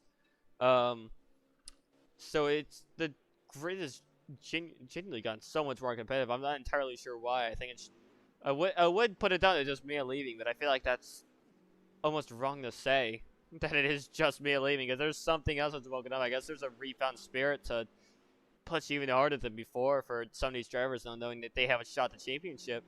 362 has got on drive to felony for CC limit. Also, wow, okay, Lance has gotten wide there. Fair enough. There is a really long sausage curve on the outside of La Source, so if you do go over it, it's actually probably preferable that you just stay over it on the left side of it. Now we're watching the 44 car. Really nice. It has a pretty nice engine sound. I wish we could. No, we're not gonna be able to onboard it. I really wanted to see if we could onboard it. It does have a pretty nice engine sound. It and the SFM are rather loud engine-wise. Actually, on the better. I would say on the better end of the engine sounds in the grid, but let's see. There's that. Actually, that's not the SFM. That's the Anka, which I think is. I think their Ankas are still on the I think the factory Anka might still be in the original engine. Let me take a look at Aiden real quick. I think they're on the new engine. I'm not entirely sure. We'll find out. No, they are on the new engine. Kind of unfortunate. I somewhat missed the old engine being on the LMPs, but it still is on the LMP2s. See? The little I would call it the Bumblebee engine. I think that probably is the most fitting name anyways. Lomzan's still out front ahead of the 44 and 9 cars, so a bit of a gap between the two. Up ahead in the front for the LMP category, the 77, 37, 36. So Sainty, Mushy, Thunder are your top 3. Honix trailing in 4th. And then for the Relux RFE, I'm actually not sure who's in that 19 car. I know it was Overland originally. Not sure who else would be in the 19. No, if I can figure out, I'm not really sure. I would go look for it, but unfortunately, I don't exactly have another streamer here today. I don't want to distract us from some of the good racing going on. There you go. Top 3 of the GT class all in one picture there. Still, even after, what, 44 minutes of competition here at Spa. So, somewhat of kind of good. Alex trying to announce something, getting tagged again. Poor lad. does look like the 19 and 10 might have a tiny argument there. But the LMP grids kind of just settled into the rhythm now. Top 3 is still divided by 2.5 seconds, so still really anyone's game in LMP, I'd say. For the top 3, and really our top 2 in LMP2 are actually top. Oh, it would be top 3, but who were we watching? We were watching the 39 car, which is in Wuhan, and Luca is in. Well, to be fair, they're not that far up ahead of the 39. Froggy still had that. There's still 75 minutes left in the race. Froggy still has a good opportunity in the next 75 minutes to get ahead of these two, especially on pits, if they actually figure out what they're doing on pit stops and don't make the same mistake again. It's pretty interesting to think about. We'll have to see how that goes for the F39 Blue Force Chief here, driven by Froggy Gamer. Walking all of my words today. I mean, when am I not? But still, Mushy right here.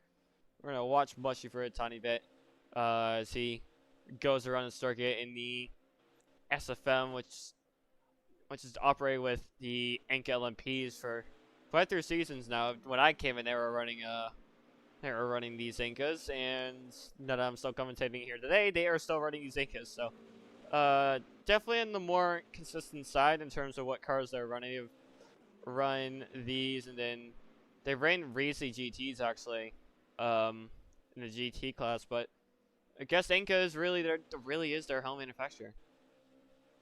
Fair enough.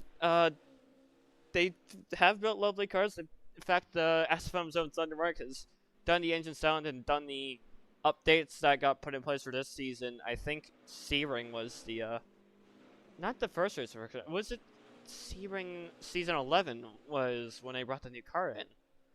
I believe it was, or it was round 1. It was something, but they updated the front end, updated the rear end, and also just they did some minor updates. It wasn't anything huge. They didn't completely reprofile the car or something. But still, some minor updates, some touching up. Car looks absolutely phenomenal. It always really has been an amazing car to watch. But lovely team overall, and very successful. They've won 2 championships in a row at least. I'm not sure about S9, S8. Apologies for my lack of history. I think they did actually get. It's like, no, I have the spreadsheet. I'll just pull it up real quick. Season 11 was no, it wasn't S10. I apologize, because season 10 was Danish, so it's still an Inca season, but it was a Danish Scotia that took the championship that year. Then last season it was SFM's Mia that took it, and in season 9, it was actually cut. It was according to the sheet, it should be custody, but yeah, it was the 36 of SFM that took it with 216 points. 34 ahead of Ultimate Motorsports number 06 car. If you look at the older sheets, it is interesting to just look at them and just see that some of the teams that we'd still have in the group now are, well, they were there then. So, guess some things don't change. SFM still pretty high up in the grid. Anyways, we're gonna go to a small break here. I need to catch my voice, get a little bit more to drink. I will return shortly from this coffee break, so don't go anywhere. We'll be back to racing in a bit.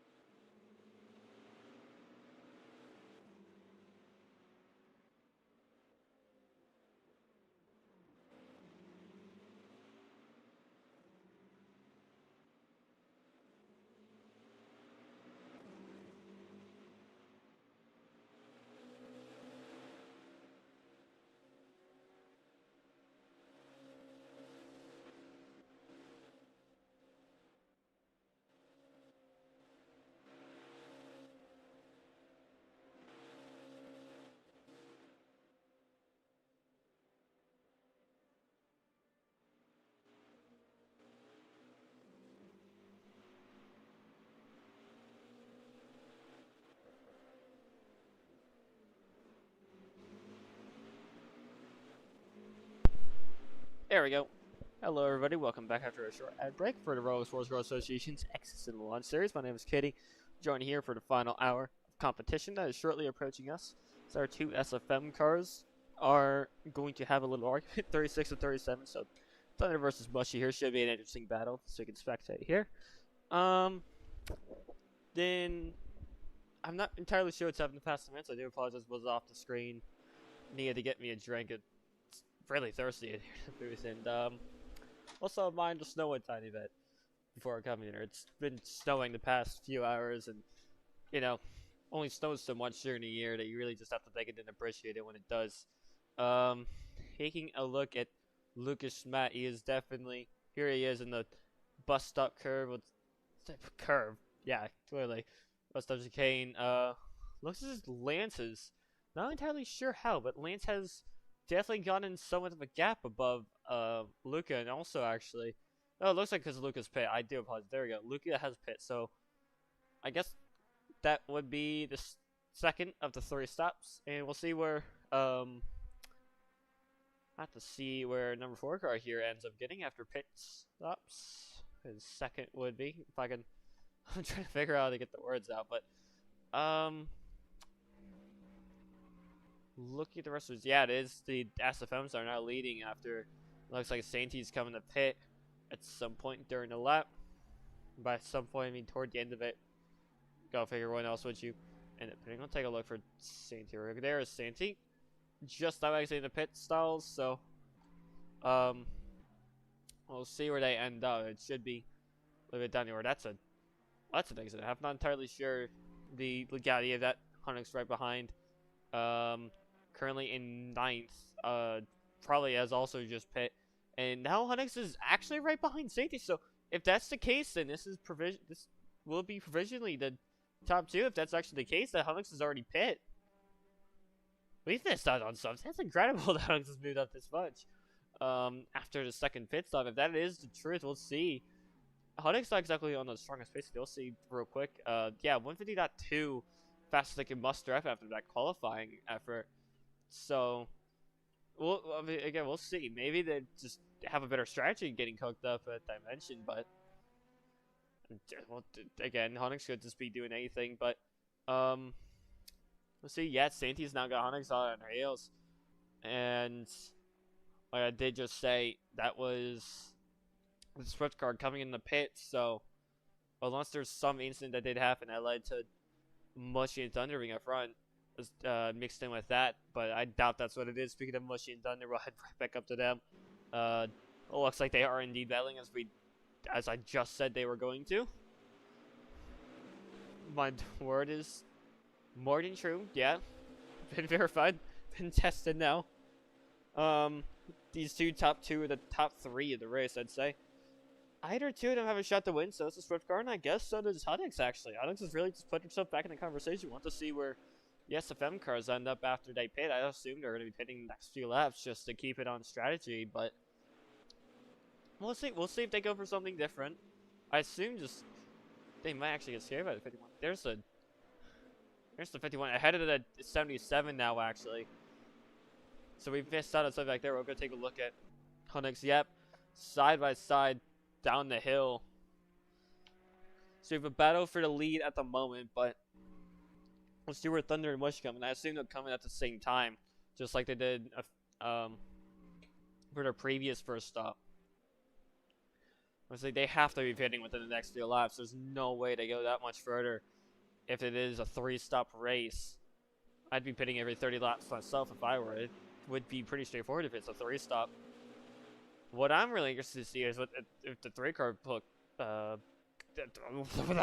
cooks up a 2-star strategy or something like that. I don't believe they actually can. I'm not entirely sure what the field looks like. It is a 2-hour race, but they did cook up a 1-stop instead of a 2-stop at Saitama. So, more than likely that the Ultin does try something a little bit different. And no, I'm wrong. They are not pitting this up. We'll take a look back at them next lap. See what Speedy's up. There's Speedy. Hey, Speedy. See what he's doing. There's Frog. Where's Froggy Gamer 4? Where? The teammate must be the card, the number 039 driver. If I can take a look, that would be Well, I'm not going to find it, am I? I don't think they were at... yeah, it's because they weren't at Saitama. We'll take a look back at it later and see if I can identify the driver. But here's Klez actually back in the car for the 036. Anka Sport Racing entry, which is currently 5th in class. We'll see if that changes at all. I think they have yet to pit, but we'll see. Because at the moment, the 51's moved up. Now, currently they're behind Stradale right now. So let's go take a look at Stradale. There we go. There's Stradale, and then there's Stainty. There's Hunix back there. Having to scrap the Mexican and the Brit. Into Arouge, up Radion. Amazing stuff from these two in general. That's just amazing stuff from the whole grid today. Really has been an event to watch. I think the Zypher Racing team entry is actually in the pits now for LMP2. So if I can switch back to that. Yeah, I was not wrong. There's Lance. Currently just entered the pits. Here's Luca right here for reference. He's in 2nd. Should be... It looks like he's just exited... yeah, just exited Stavolo right there. We'll see what Lance does. Veteran driver, was on our tech a few seasons ago. Moved around a few places. Now he's laid himself at Zypher Racing team. And, well, he's done an incredible job because he's currently toward the top of the LMP2 category.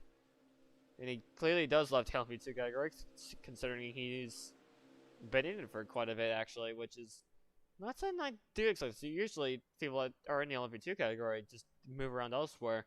And in general, the drivers, 029 has a directed penalty CC limit, but usually drivers just move around categories each season just to have a bit of fun, try something different.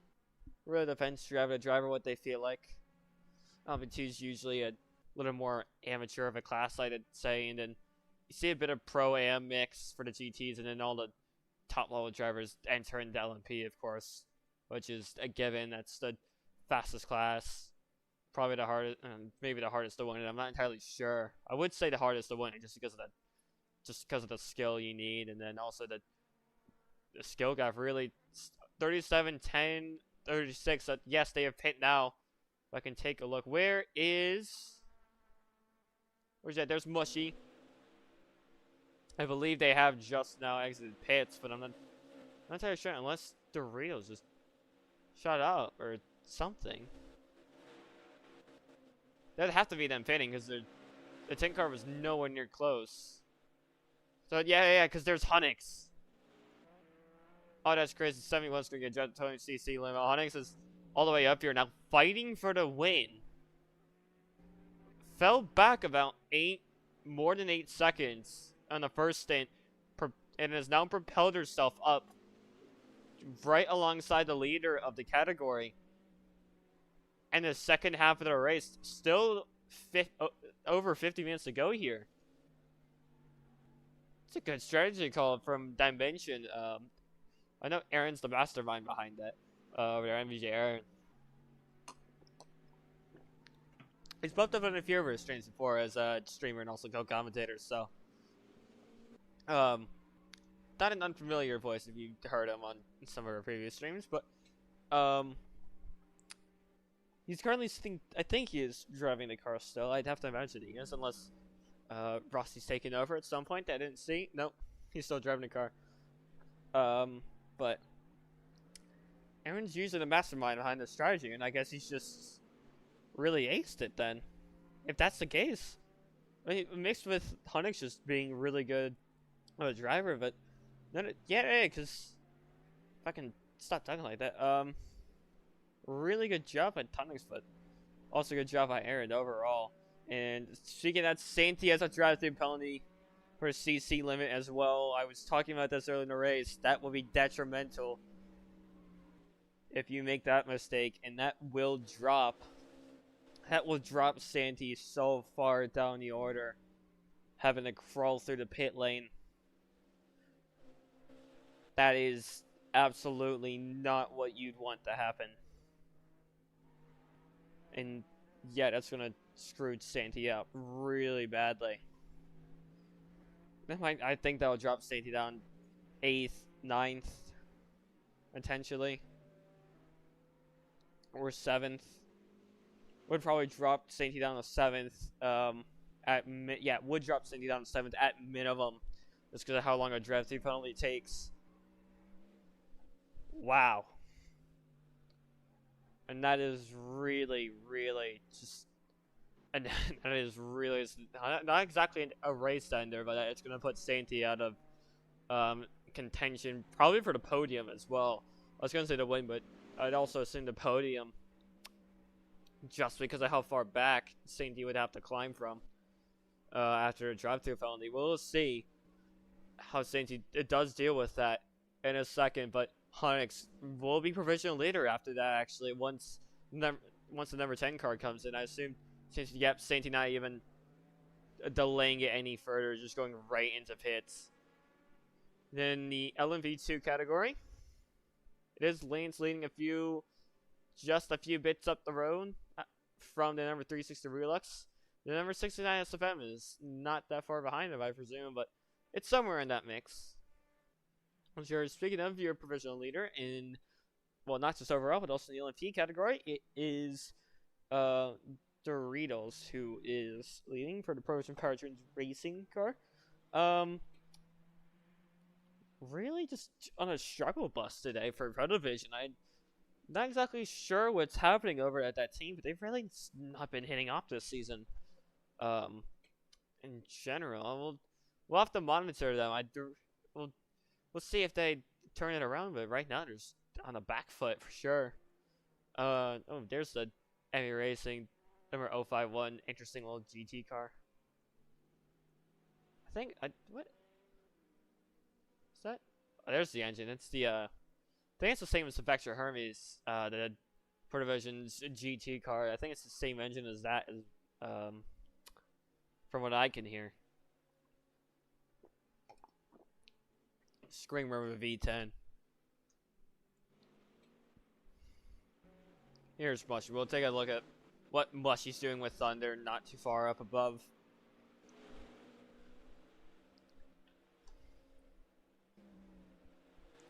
Let's see.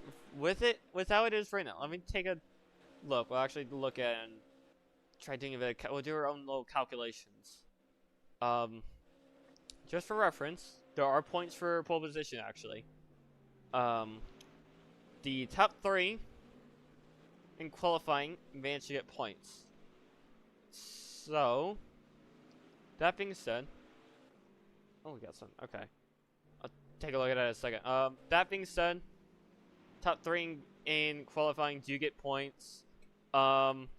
So, looking at that, Honix, Sainty, and Thunder, we were top 3 in quali. So, Honix would get a total, if Honix were to win, because Honix is currently the provisional leader, well, we'll consider Honix as the provisional leader. That would mean Honix would get a total of 23 points, which is honestly pretty impressive to get 23 points in one racing weekend. Haven't seen that. No, we have seen that a few times this season, actually, because of LMP2 and GT, but not in the LMP category. So Honix will be the first to do in the LMP category this season, which would bring the 51 car up to a total of 50 points. The 36 car Thunder Mark, considering they got 3rd in qualifying, would be 1 point. And then if they got 2nd, which I presume SFM would be prioritizing the 36 car, that would add a total of, let me think this through my head, 19 points. It's a 2-point difference between 1st and 2nd for the race, but that would mean that Honix would have a 4-point advantage going into Indianapolis next round, if it ends up that way. From my understanding, SFM are already prioritizing Thunder for the championship after his win at Bermuda last weekend. So we'll have to see how that goes as well. Amazing race going on this weekend. Under 50 minutes remaining in this edition of the XLMS Series for round 3. I'm Kenny, your primary commentator for this weekend. Also streamer. If you're just joining us, welcome. Glad to have you if you've been here this whole time. talking in the chat. Decent. Okay, thank you. Right, I was asking how the video quality was, and pointing out as I go take a look at it, the stream quality doesn't look. It doesn't look as good as it used to, but I hope the stream quality isn't horrible nonetheless, considering the quality isn't top notch exactly. But wait, currently, it looks like our top 3 provisionally will end up being the 51, 36, 37 cars. The number 10 is yet to pit. I believe the 19 has yet to pit, but I'm not entirely certain. I haven't seen too much of the 19 all race. Speaking of, Honix up front is only, what, 5/10 ahead of Thunder, and definitely losing that gap a little bit per lap. And by a little bit per lap, I mean Thunder's already right on our heels, but Honix clearly playing a long game, not too worried about track position at the moment. I'm just more worried about bringing this thing and maintaining a good strategy for the remainder of this race. For closing on to the 45-minute mark now, actually. Not sure what happened to the 88, but it's not behind the 4 car. I don't think I mentioned it before, but did have some issues. There's Brad. Where's Royal at? We haven't checked in our GTs in a while. Royal's still leading our GT class, and Lone Zan is, you can take a look, quite a bit behind actually. So Royal's built himself quite a bit of a gap. That, or he has yet to pit. We will see which of the two. Lance is also leading our LMP2 category, with Luca having a fight with number 69 behind actually. So not exactly the greatest Luca. And the 039 Blue Force GP with not too sure who Froggy's teammate is behind the wheel, but it is right. It is back there, and it looks like they're gonna go for something. I think not sure if I saw the 77 go off or something. It looks like the 77 goes as fast as it should be. Rossi's actually behind the wheel of the 88 now. Probably to Aaron's relief. He's not exactly the big drivers that I have to imagine being a engineer. Desk monkey, I'd call them. Interesting thing to be an engineer, just to watch your drivers race around in a race. It's a little bit of a different feeling. Also, just you have to help out strategy a little bit. It's not much, but it is a job that is very helpful, especially like I just talked about in Heinix's case. Currently looking at winning the Inca Strategy Masters for our LMP category. So we'll see how that turns out. We'll head to one more small break here. Just want to be a little bit shorter as the 99 car gets a CC limit penalty. We'll come off ad break here in probably about 5 to 10 minutes. So don't go anywhere. We'll be right back.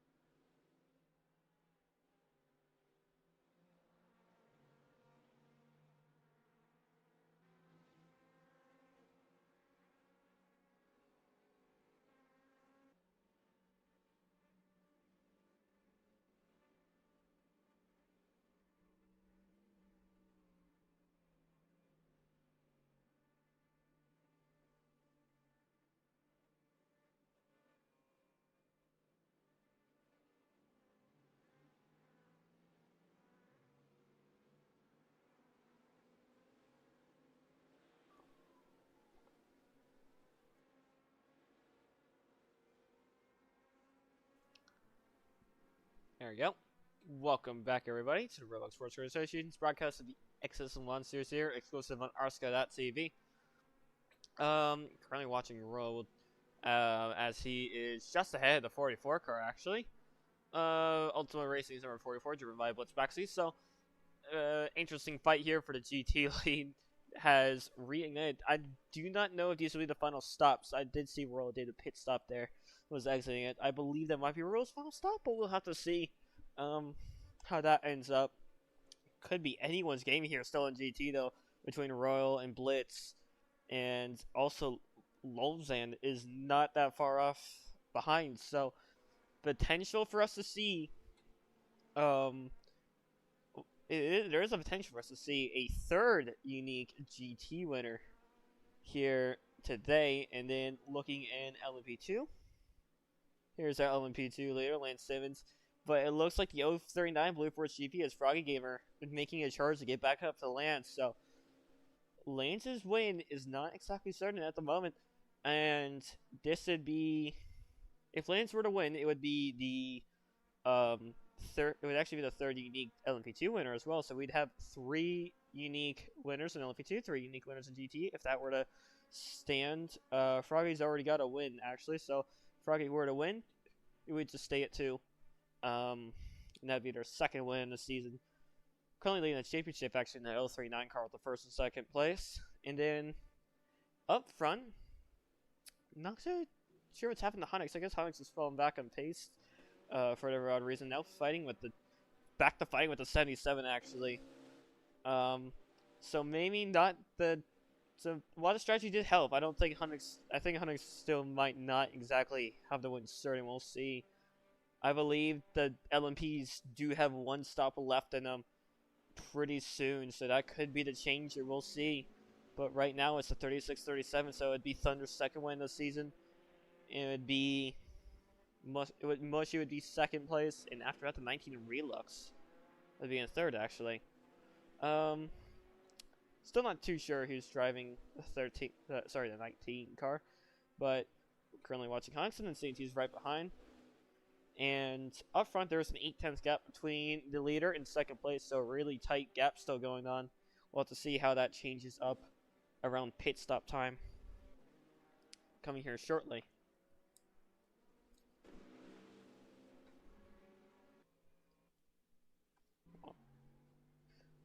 Here's Blitz. We'll watch the GTs go around for a little bit.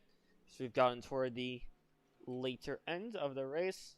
Just a reminder, if you do have any interesting questions you'd like to ask, if you'd like to know something about me, know something about RSCA, maybe, I could look into that. That would probably take a little bit more effort, but if you'd like to know something or just ask a question for the fun of it, go right on ahead.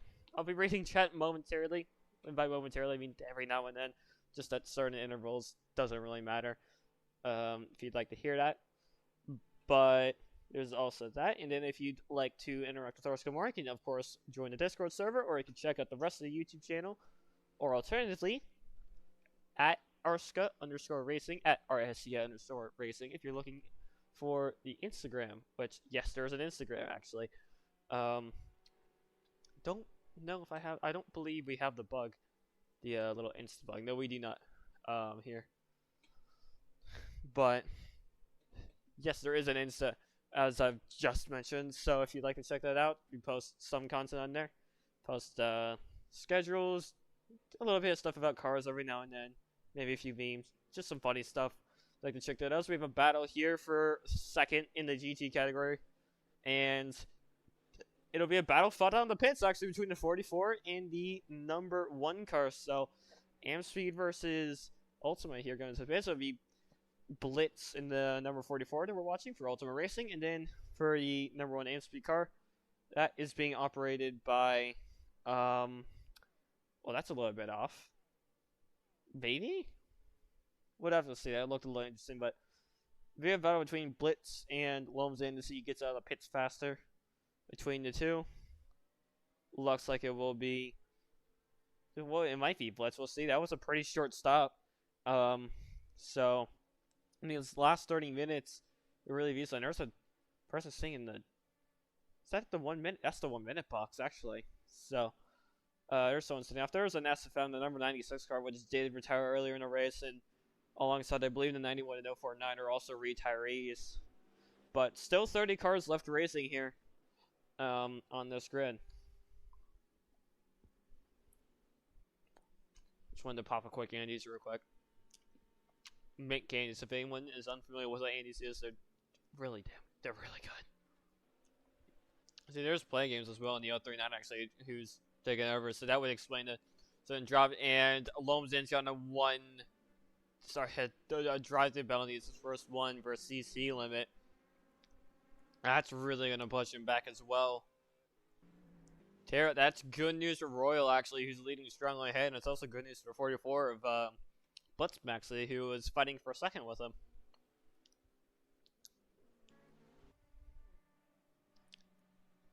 So that's completely changed around a few things, and also the 77 of Stingy's got another drive-through penalty, which is even better. It looks like Hunnix is actually going for an undercut as well. I didn't see that. Hunnix is definitely into the pits, now in 9th, but will move up a few positions once pit cycles go through. It does take roughly 40 seconds pit entry to pit exit. I think under that. I think more like 50 actually. 50 seconds pit entry, pit exit. I'm not entirely sure, and haven't been monitoring how the gaps have gone. We'll see how Thunder and Mushy do react. It looks like they're fighting up front, but we'll see how they react to the 51 taking a pit stop, if they're going to attempt to do an undercut or something.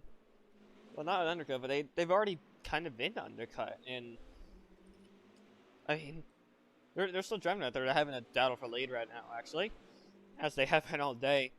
Although I imagine they're probably just frolicking around out there. At least Thunder might be. I'd say a bit better than Mushy. Mushy's not a bad driver, but probably on the better side of his, not on the good side of his teammate.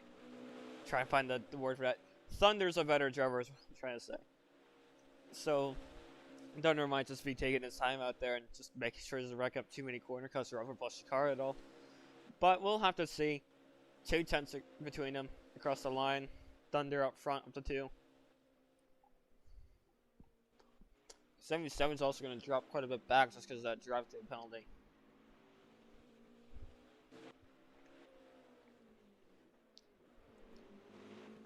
And I don't think it's been announced, but there are under 30 minutes left in this race.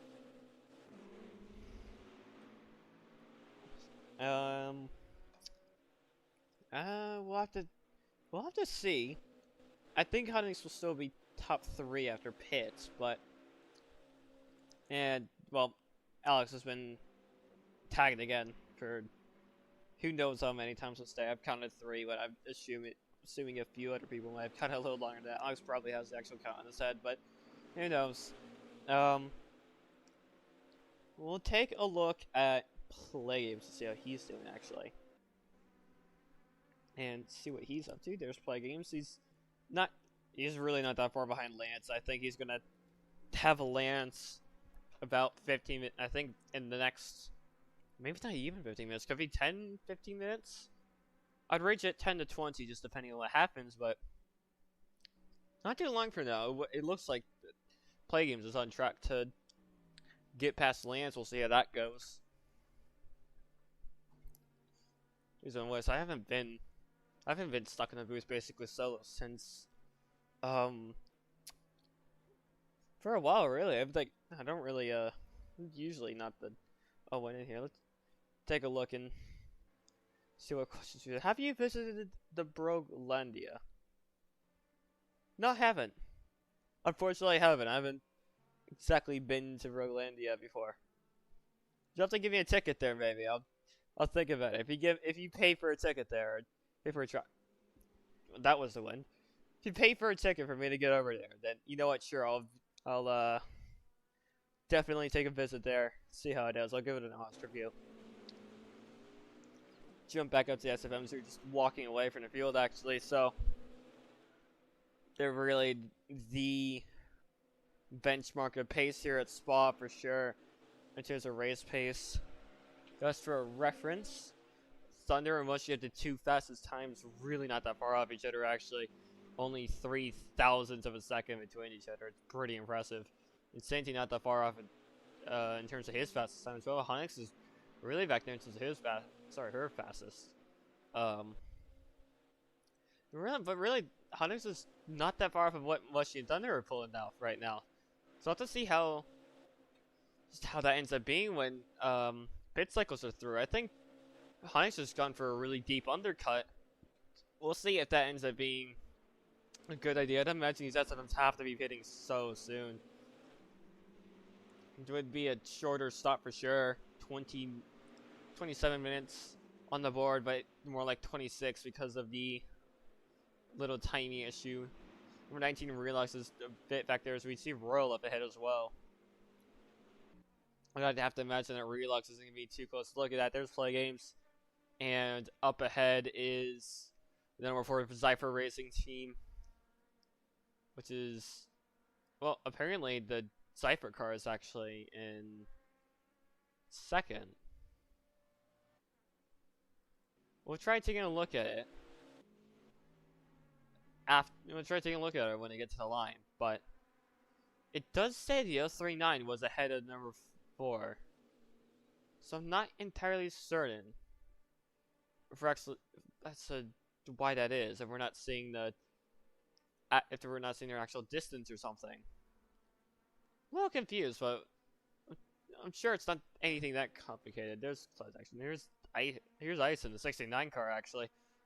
Third place in LMP2 for SFM, who moved to LMP2 this year, so dropped the races, meaning the races are no longer on the grid, at least at the moment. We'll see if they make a return in the future. I hope they do. They're wonderful cars. They're not exactly the most, there's other cars that have a little bit more detail, but the Reese's have quite the bit of detail to them and are really amazing race cars as well.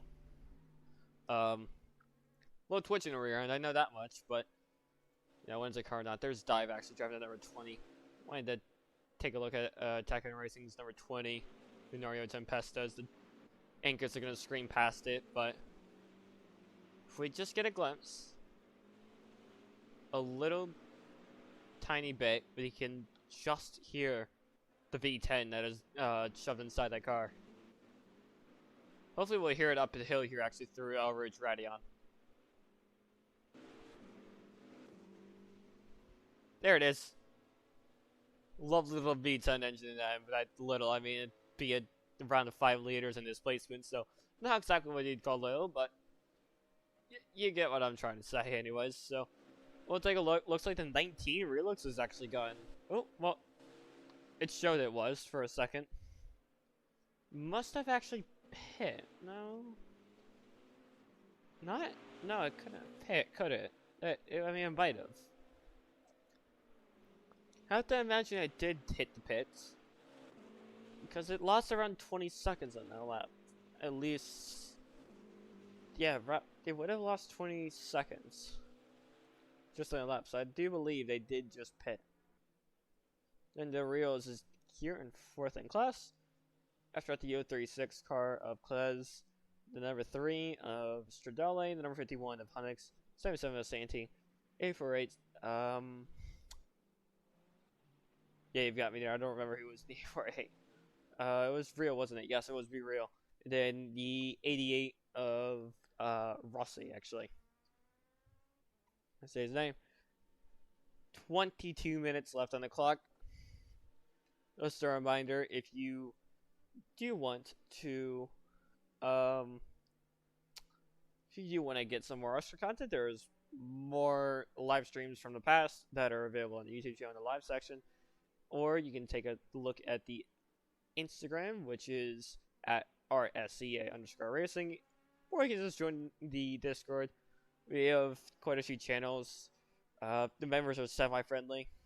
Just watch out. There's a few of them in cages. So you have to just don't bother those ones. But other than that, that's about it I can think of. Sticking to the 88. Draft day penalty for CC limit for them. It's caught quite a few drivers off, actually. So you should probably take a look at, let's see, Caesar looking. We take a look at Lance, and it does look like it looks like Lance is actually behind us 69 now. According to our leaderboard, we'll have to let me look. We'll look at where Ice is. Yes, that is how it is. The top 3 and LMP2 are not that far off each other, but it looks like Lance is potentially dropping back not as fast as these other 2 days competing with. Really, it's the closest I think I've seen LMP2 in ages. Actually, that's really lovely. Lovely stuff from these top 3, and then we'll take a look. Who else? We mentioned Ice. We mentioned we're watching Ice right now, and then where has the 360 gone? The 360 is quite a bit off now. I'm not entirely sure what's happened to Luca, but Luca's really dropped. I think he might have just had issues in pits, honestly, where he's just not exactly had either that. It's just not been on pace. The remainder of the race, he was on pace earlier. He was pace very much early into the race, but had a few issues, I assume, that we just haven't caught on camera. And Ice is leading by not that much. We'll see, I think, about a second and a half. And then the Blue Force GP play games, actually, he's gotten his car back into contention for the win. Will be a really interesting case in the LP2 category. We'll have to see if, speaking of, there we go, Thunder, Mushy, both in the pits. Let's see how this ends up. I believe that Hunix is looking maybe. Well, no, I don't think Hunix will get up to the lead. We'll just watch real quick. Thunder and Mushy now just exiting the pits. This will be their final stops for the rest of the race.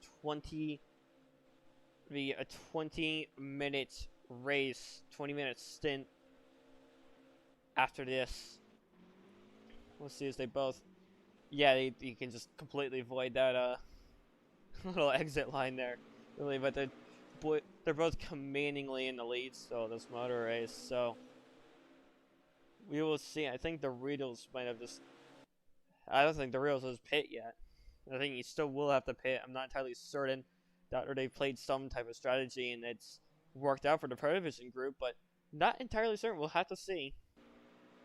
Race is definitely not over yet, as we have Klez versus Sainty here for 7th. Sainty getting the better of Klez into La Source, going quite a bit wide. Sainty's already gotten 2 CC limit penalties, so I don't think so I'm not entirely sure why Sainty would be going up that wide. Really don't need to worry about too much. There's Lozan in the number 1 car coming in the dual late stop as well. The 77's got another drive through penalty for CCs, as I was just talking about. Here's the Reals, who's going to be your leader in LMP for, well, we'll have to see how long. There's a few.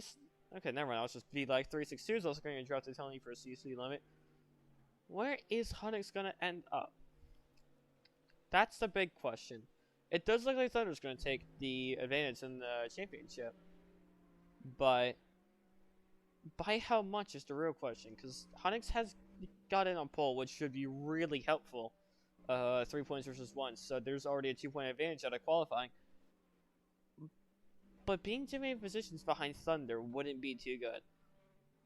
Thunder will probably finish second. I assume that the Mushy will give Thunder second for the just for the championship. Then that would put Thunder. Let me think.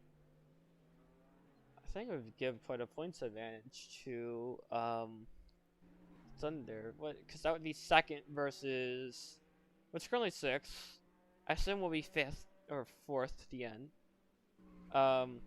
Right, I'll just say 6th. That would be an advantage by 8 points. So Hunix would be 6 points behind Thunder in the championship. We'll have to see how that goes. I do really have to update the spreadsheet, by the way, for the drivers. It's one whole round behind what it should be. Also looks like number 9 Royal is also starting to cruise toward the end of the race as well. And it looks like Icequakes, he's actually gotten himself quite an advantage over the other two podium contenders for the LMP2 category. Speaking of, oh, that's really throwing a wrench in this banner. Lance Simmons CC penalty. That's unfortunate. It's throwing a wrench in the gears. Those gears have clogged up. That is super unfortunate. It's going to take him off the podium, and yeah, that's really going to be a harsh thing to take. They were doing such a good job as well. It looked like they were. Looks like it was going to be their first win season earlier, and if not, a second place would have kept them really strong in the championship. Speedy's going to get a Speed 4 Rage. Sorry, not Speedy. Also going to get a drop through penalty, but really unfortunate. I'll drop them potentially off the podium. We'll have to see how that goes. Well, I guess Speedy did get a drop through penalty anyway, so I'm not wrong.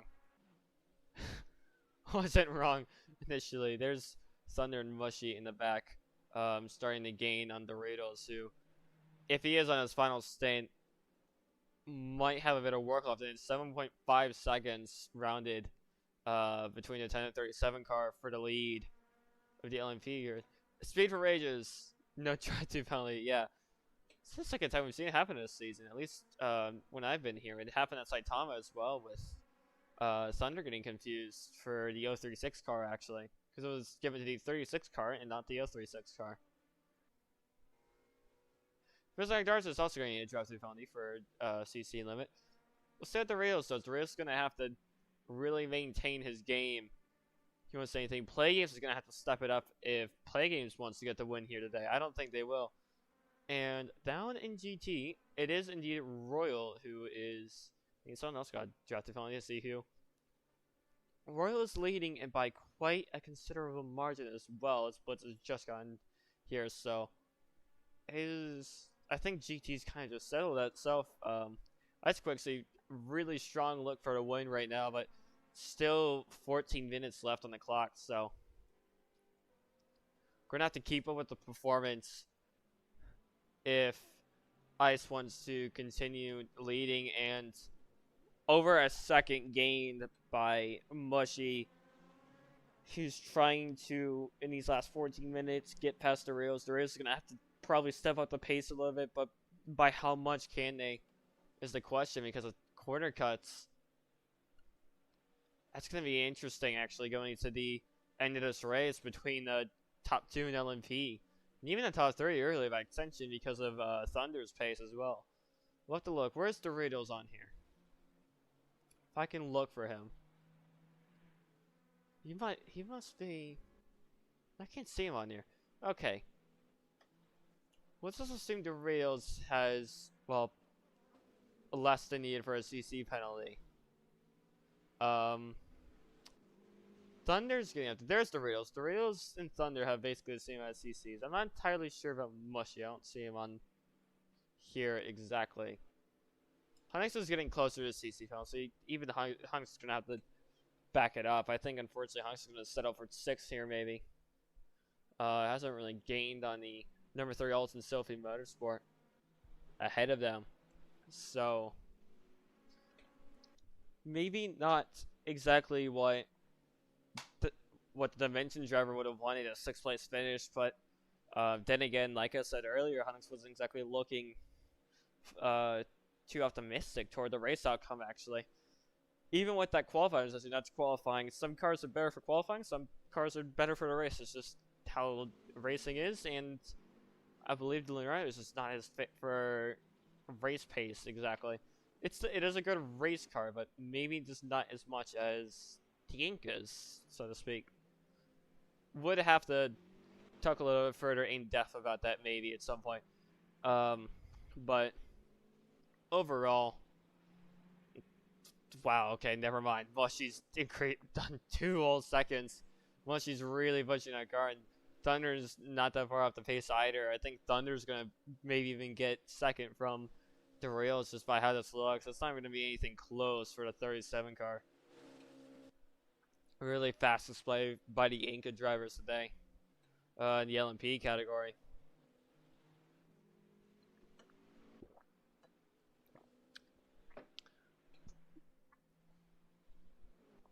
to think, because I remember the Ink is just such a solid car, even with its age. It's not, like I said, it's not exactly a newer LMP, but even with its age, it's gotten 2 championships in a row, and I think the win streak it had between season 10 and season 11 was 17 races. Let me just verify I'm right. Yes, 17 race win streak actually. Which is rather impressive. That's a long time for the same car to be winning that much. I mean, it's such a dominant race car. It still is winning too. It's the thing. It is amazing that the grid quality. Well, not really the grid quality. I think that's the wrong term. But I think the grid competition is just so much higher than it has been in the past from like overall. If Mushy were to win this race, which he's on track to do so right now, he's just getting another 1.8 on Doritos. If Mushy wins this race, he would be the 3rd different winner in this season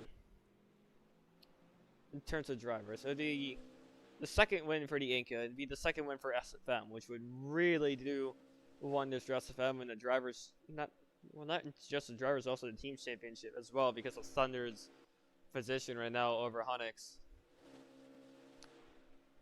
If we assume that no team orders are in play, which hopefully they're not, they're rather frowned upon for team orders, but we'll see how this goes. If no team orders are in play, oh, there's the R. I'm going a bit sideways. Not exactly optimal positioning, but team orders are not in any play here, then Thunder would be 4 points over Honix going into round 4, which would be in 2 weeks. I think a little bit over 2 weeks at Indianapolis Motor Speedway, which would be rather interesting for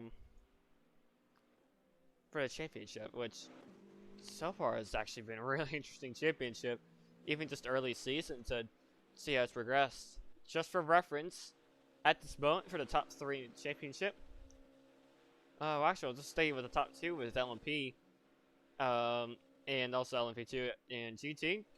The points difference between the 51 and 36 for the team championship is 0 points for between the 039 and 4 in the LMP2 championship. It's a total of 9 points, and then it's 11 points between the top 2 in GT between the 1 and 34. So it is somewhat competitive. I wouldn't know how it is compared to last few seasons, but definitely is a competitive grid that we have. And over my talking, Mushy has overtaken the number 10 Pro Division car as expected, and at the moment it does look like that the number 36 of Thundermark will also get passed for 2nd, meaning that gap will increase to a 6-point gap actually in the championship. If that's the case, just not a good round for Honix, who has no wins yet over actually at all career-wise as well. B-Real's got a drive-through penalty. He's currently at 8th, so I'm not entirely sure how that would change anything. Looks like the 77 Swift Motorsports has just dropped out of the race entirely. So not great news. Also looks like the 3 car has pit actually, so that it would still be a 4-point gap. I believe. Yes, it would be a 4-point gap. If things finished as they are, it would be 2-point gap. If the Riddles loses another position and the 36 gains 1, it will be a 4-point gap going into round 4.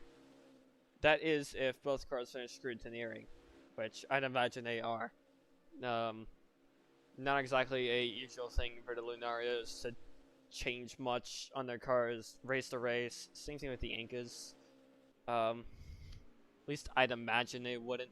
Speaking of ice versus play games, it's about to heat up in the LMP2 category as we go past them. We'll take a look at them here actually. On the straight as the Rails passes by them, who's looking to defend Thundermark away from the result, but I don't know how good that will be. So we have two battles going on here. One LMP, one in LMP. As Ice looks to hopefully keep this lead. Or hopefully in his case, not exactly biased toward anyone here. I'm just here for the fun of it. Not very long in the race to go. Single digit minutes left remaining in the event. 7 minutes. And however many laps, if we do an extra lap, for instance, we will have to see. It could be another 9 minutes of racing, for all we know.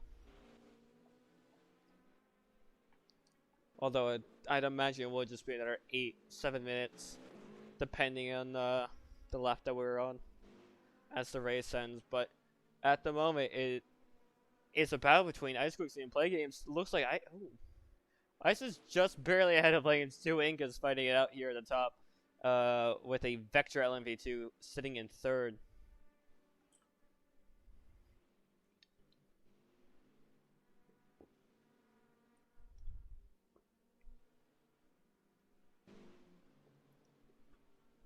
Amazing stuff by these gentlemen today. Really has been a fun run to watch as well.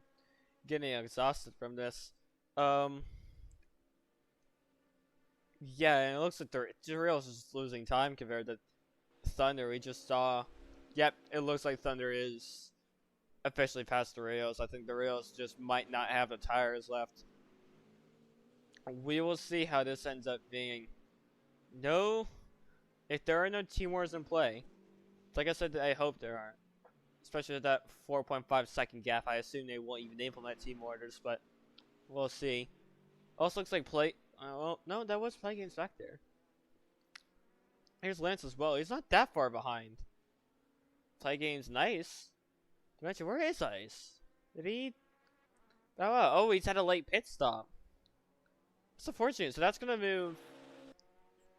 Well, that means Play Games is now your official MP2 leader, and that means that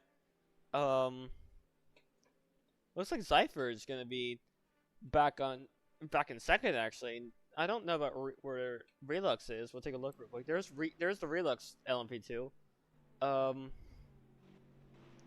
It does mean that no. Ice is definitely up ahead. There he is. That does mean that it would be Play Games Blitz. If I'm not wrong, it's not Blitz. Sorry. Play Games Lance, then if I can get this on my mind, then Ice. Or your top 3 in LMP2 if it stays as it is. But right now, that is. I think everything's just settled out for the last 5 minutes. Really, I think it's just nearly concrete as to what we're gonna see. The LMP2s just seem somewhat spread out enough. Unless Thunder launches the very, very, very last minute charge, but I kind of doubt he will. Just this late into the event with Mushy's pace, but we'll see here in a second. Well, actually, Thunder's. No, he hasn't. They're relatively similar pace. I think Thunder will maintain second position and Mushy will maintain first without any debate whatsoever. The Thunder's completely over that.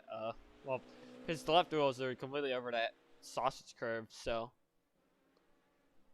we will have to see how this goes. I don't think there will really be any last minute changes.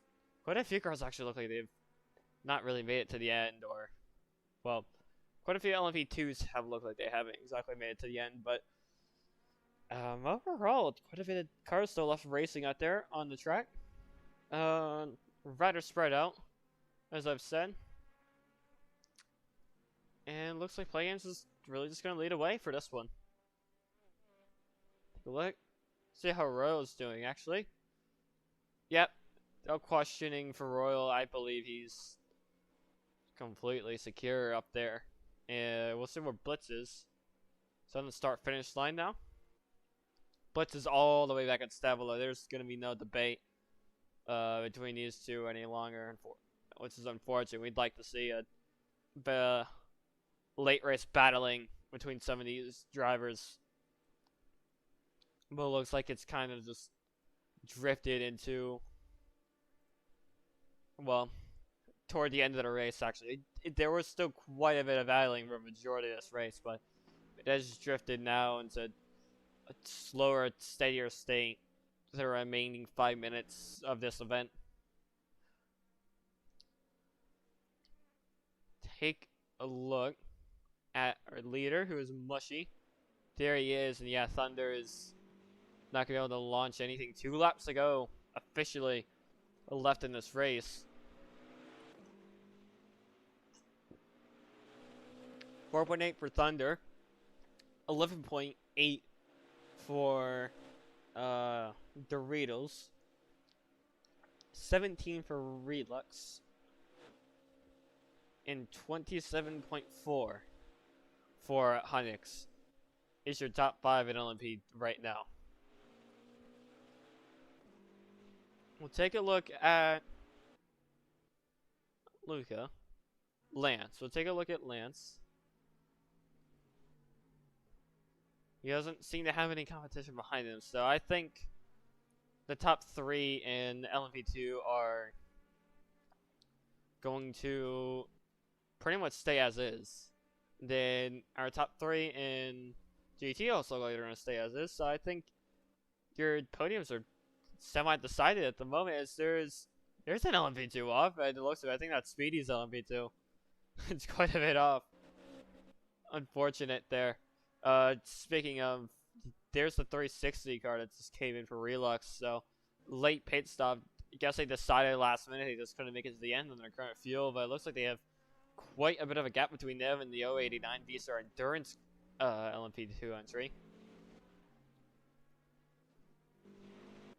Genuinely amazing stuff out of all these drivers, though.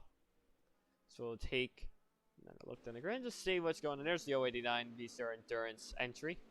Currently in 5th in class. Across the line, it is a letdown off the LMP2 class leader, I believe, as we are white flag here. Mushy taking us through the white. Amazing job by Secret Formula Motorsports today to achieve a 1-2 victory over the competitors. The rails falling even further back. Really unfortunate what's happened in late race, but a really good job. This will be their 2nd win of the season in the LMP category. And this will be Mushy's 1st win of this season. I believe maybe even first in the XLMS series for him as well. Although that will be looked at in the books for sure. History is a little bit hard to find here, but clock winds down for our race here at Spa, round number 3. As we'll watch our number 37 from SFM, Yankee LMP, take it through the final lap of the race out of Stevolo here, and into curve Paul Ferreira. My little French accent is absolutely horrible. Apologize for any Belgians or French people in the crowd. But anyways, only a few corners left for this 37 car. Running a tribute livery along with the 36. And Mushy out of the bus stop chicane will take us to the line. So he slows it down toward the end to claim win number 1 for himself, with Thunder not that far behind him for a photo finish for SFM, top 2 in the category. And so we'll go a little bit back. There's Play Games right here, LMP2 leader of today. And it looks like Royal's gonna have to take it the long way around to get to the end. Fortunate for him, but Play Games out of the bus stop will be your LMP2 winner. Absolutely amazing, going from 4th after that drive-through to take the win in the category. Go ahead and free cam it. We're gonna find a few cars going over the line. Absolutely amazing event for some of these drivers, and that is really gonna be an interesting change over the championships in each of these classes, especially the overall one. As Royal is not far back there. We'll wait for him to come across. A little bit of waving of excitement. It has been a long 2 hours for some of these guys. Some of them, especially solo. I'm trying to wait for Royal. It's not that far back there, but Royal will be your, I believe, GT. Yes, it is. I just wanted to verify real quick. Royal will be your GT class winner of today. With the 44-1 cars behind him. That being said, since my voice is completely dead, we are about to set up our podiums. We will head to a short little commercial break. And after that little break, well, a coffee break actually. After that little coffee break, we'll come back. There's Royal.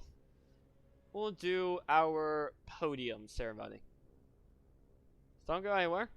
We'll be right back on RSCA TV.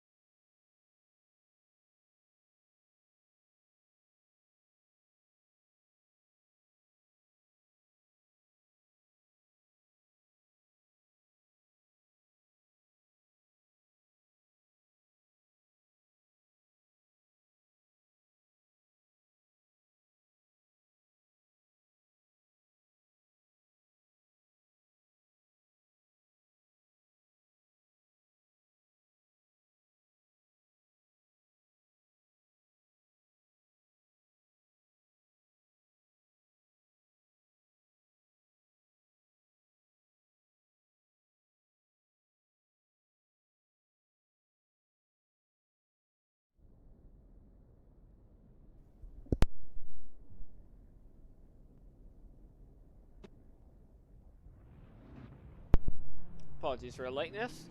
Welcome back. If you're still watching, we just did our LMP podium. We're about to do our LMP2 podium. For these podiums, I'll just remain silent, and then after that, we'll do a quick monologue, and we'll cut the stream off there.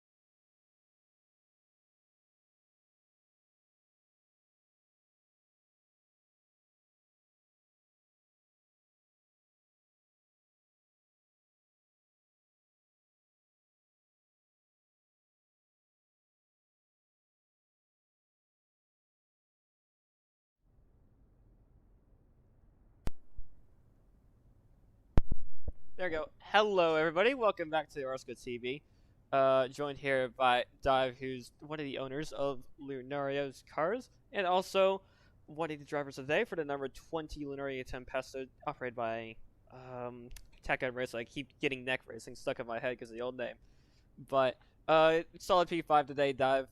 I'm not entirely sure how much of it Neck drove, but I know you drove part of it. So, genuinely, how was the race? How'd the car feel today? I mean, it was pretty 50-50.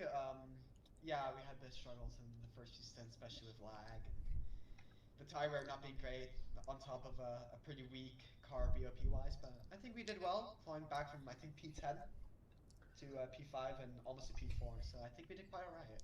Fair enough. Solid, quiet race, solid, a good race. So earlier, I do want to ask you more about Lunario because I'm more interested. Because of course you have Honix up there, you have Relux as a customer now, alongside the Two Dimensions LMP. You have Tachyon and Blue Forest in the GT category. So Lunario really moving up on the grid with the new Tempesta and of course a new Cura in the LMP category. Um, so with new cars, you found you have new struggles, of course, you have new issues, but then they have kind of a new life to them, a little bit better, maybe a bit better performance. But how do you think specifically the Cura compares to what Vectra or Inca have in the LMP category? I mean, I think we have a pretty strong car. The car is obviously a new car. It's not been tested at all. It's a big step up from the Bimmer, to say the least. But I think we have arguably one of the strongest cars on the grid. I think we fall short of the Inca. I think purely because of BOP, but I think we have the strongest car, pace-wise. Our tire wear is good. We're basically immune to the bumps in the road, and yeah, we have a bit of struggles with tight spaces because the car is quite big. Not really looking forward to Pyeongchang. I think that's gonna be a bit of a struggle bus, but we'll see what happens there. I think we have a really, really quick car with quick drives to match. D, you have Honix, who's had a string of P2s, and then maybe just not. Of course, it's not the best result today. No, Honix wasn't exactly happy with Spa, but then again, wasn't happy with Saitama. We saw how that went. Other than that, I mean, going into Le Mans, we have Le Mans in, I think, about a month from now, if I'm not wrong. I think it was January 13th, 14th, 15th, somewhere around there. It was mid-January, later January. How are you going to use the next round to maybe look at altering the car a tiny bit in prep for Le Mans? Are you going to look at just maybe trying something different for next round and seeing if it sticks with both the Tempesta and then the Cura? We're looking at some changes to the Tempest, if anything. We're pretty happy with the Cura. I think we'll be strong in Le Mans, just purely because of how it's built. It's really good medium speed, high speed corners, and that's where Le Mans excels. There's really only two, three, slow corners at Le Mans, so it's something I look forward to. I think the Cura is in quite a good state. The Tempest, I mean, it could be better. We have a lot of issues with tire wear, sliding, especially rear stability. So we're looking into some hot fixes, hopefully some upgrades midway through. Hopefully nothing big enough, a bit of a joker, so we don't get a points reset. But yeah, we'll be looking into some changes. Yeah, not much really to say. We're looking into it. It's we know the Tempest is a strong car, but I don't think will be suitable for Le Mans.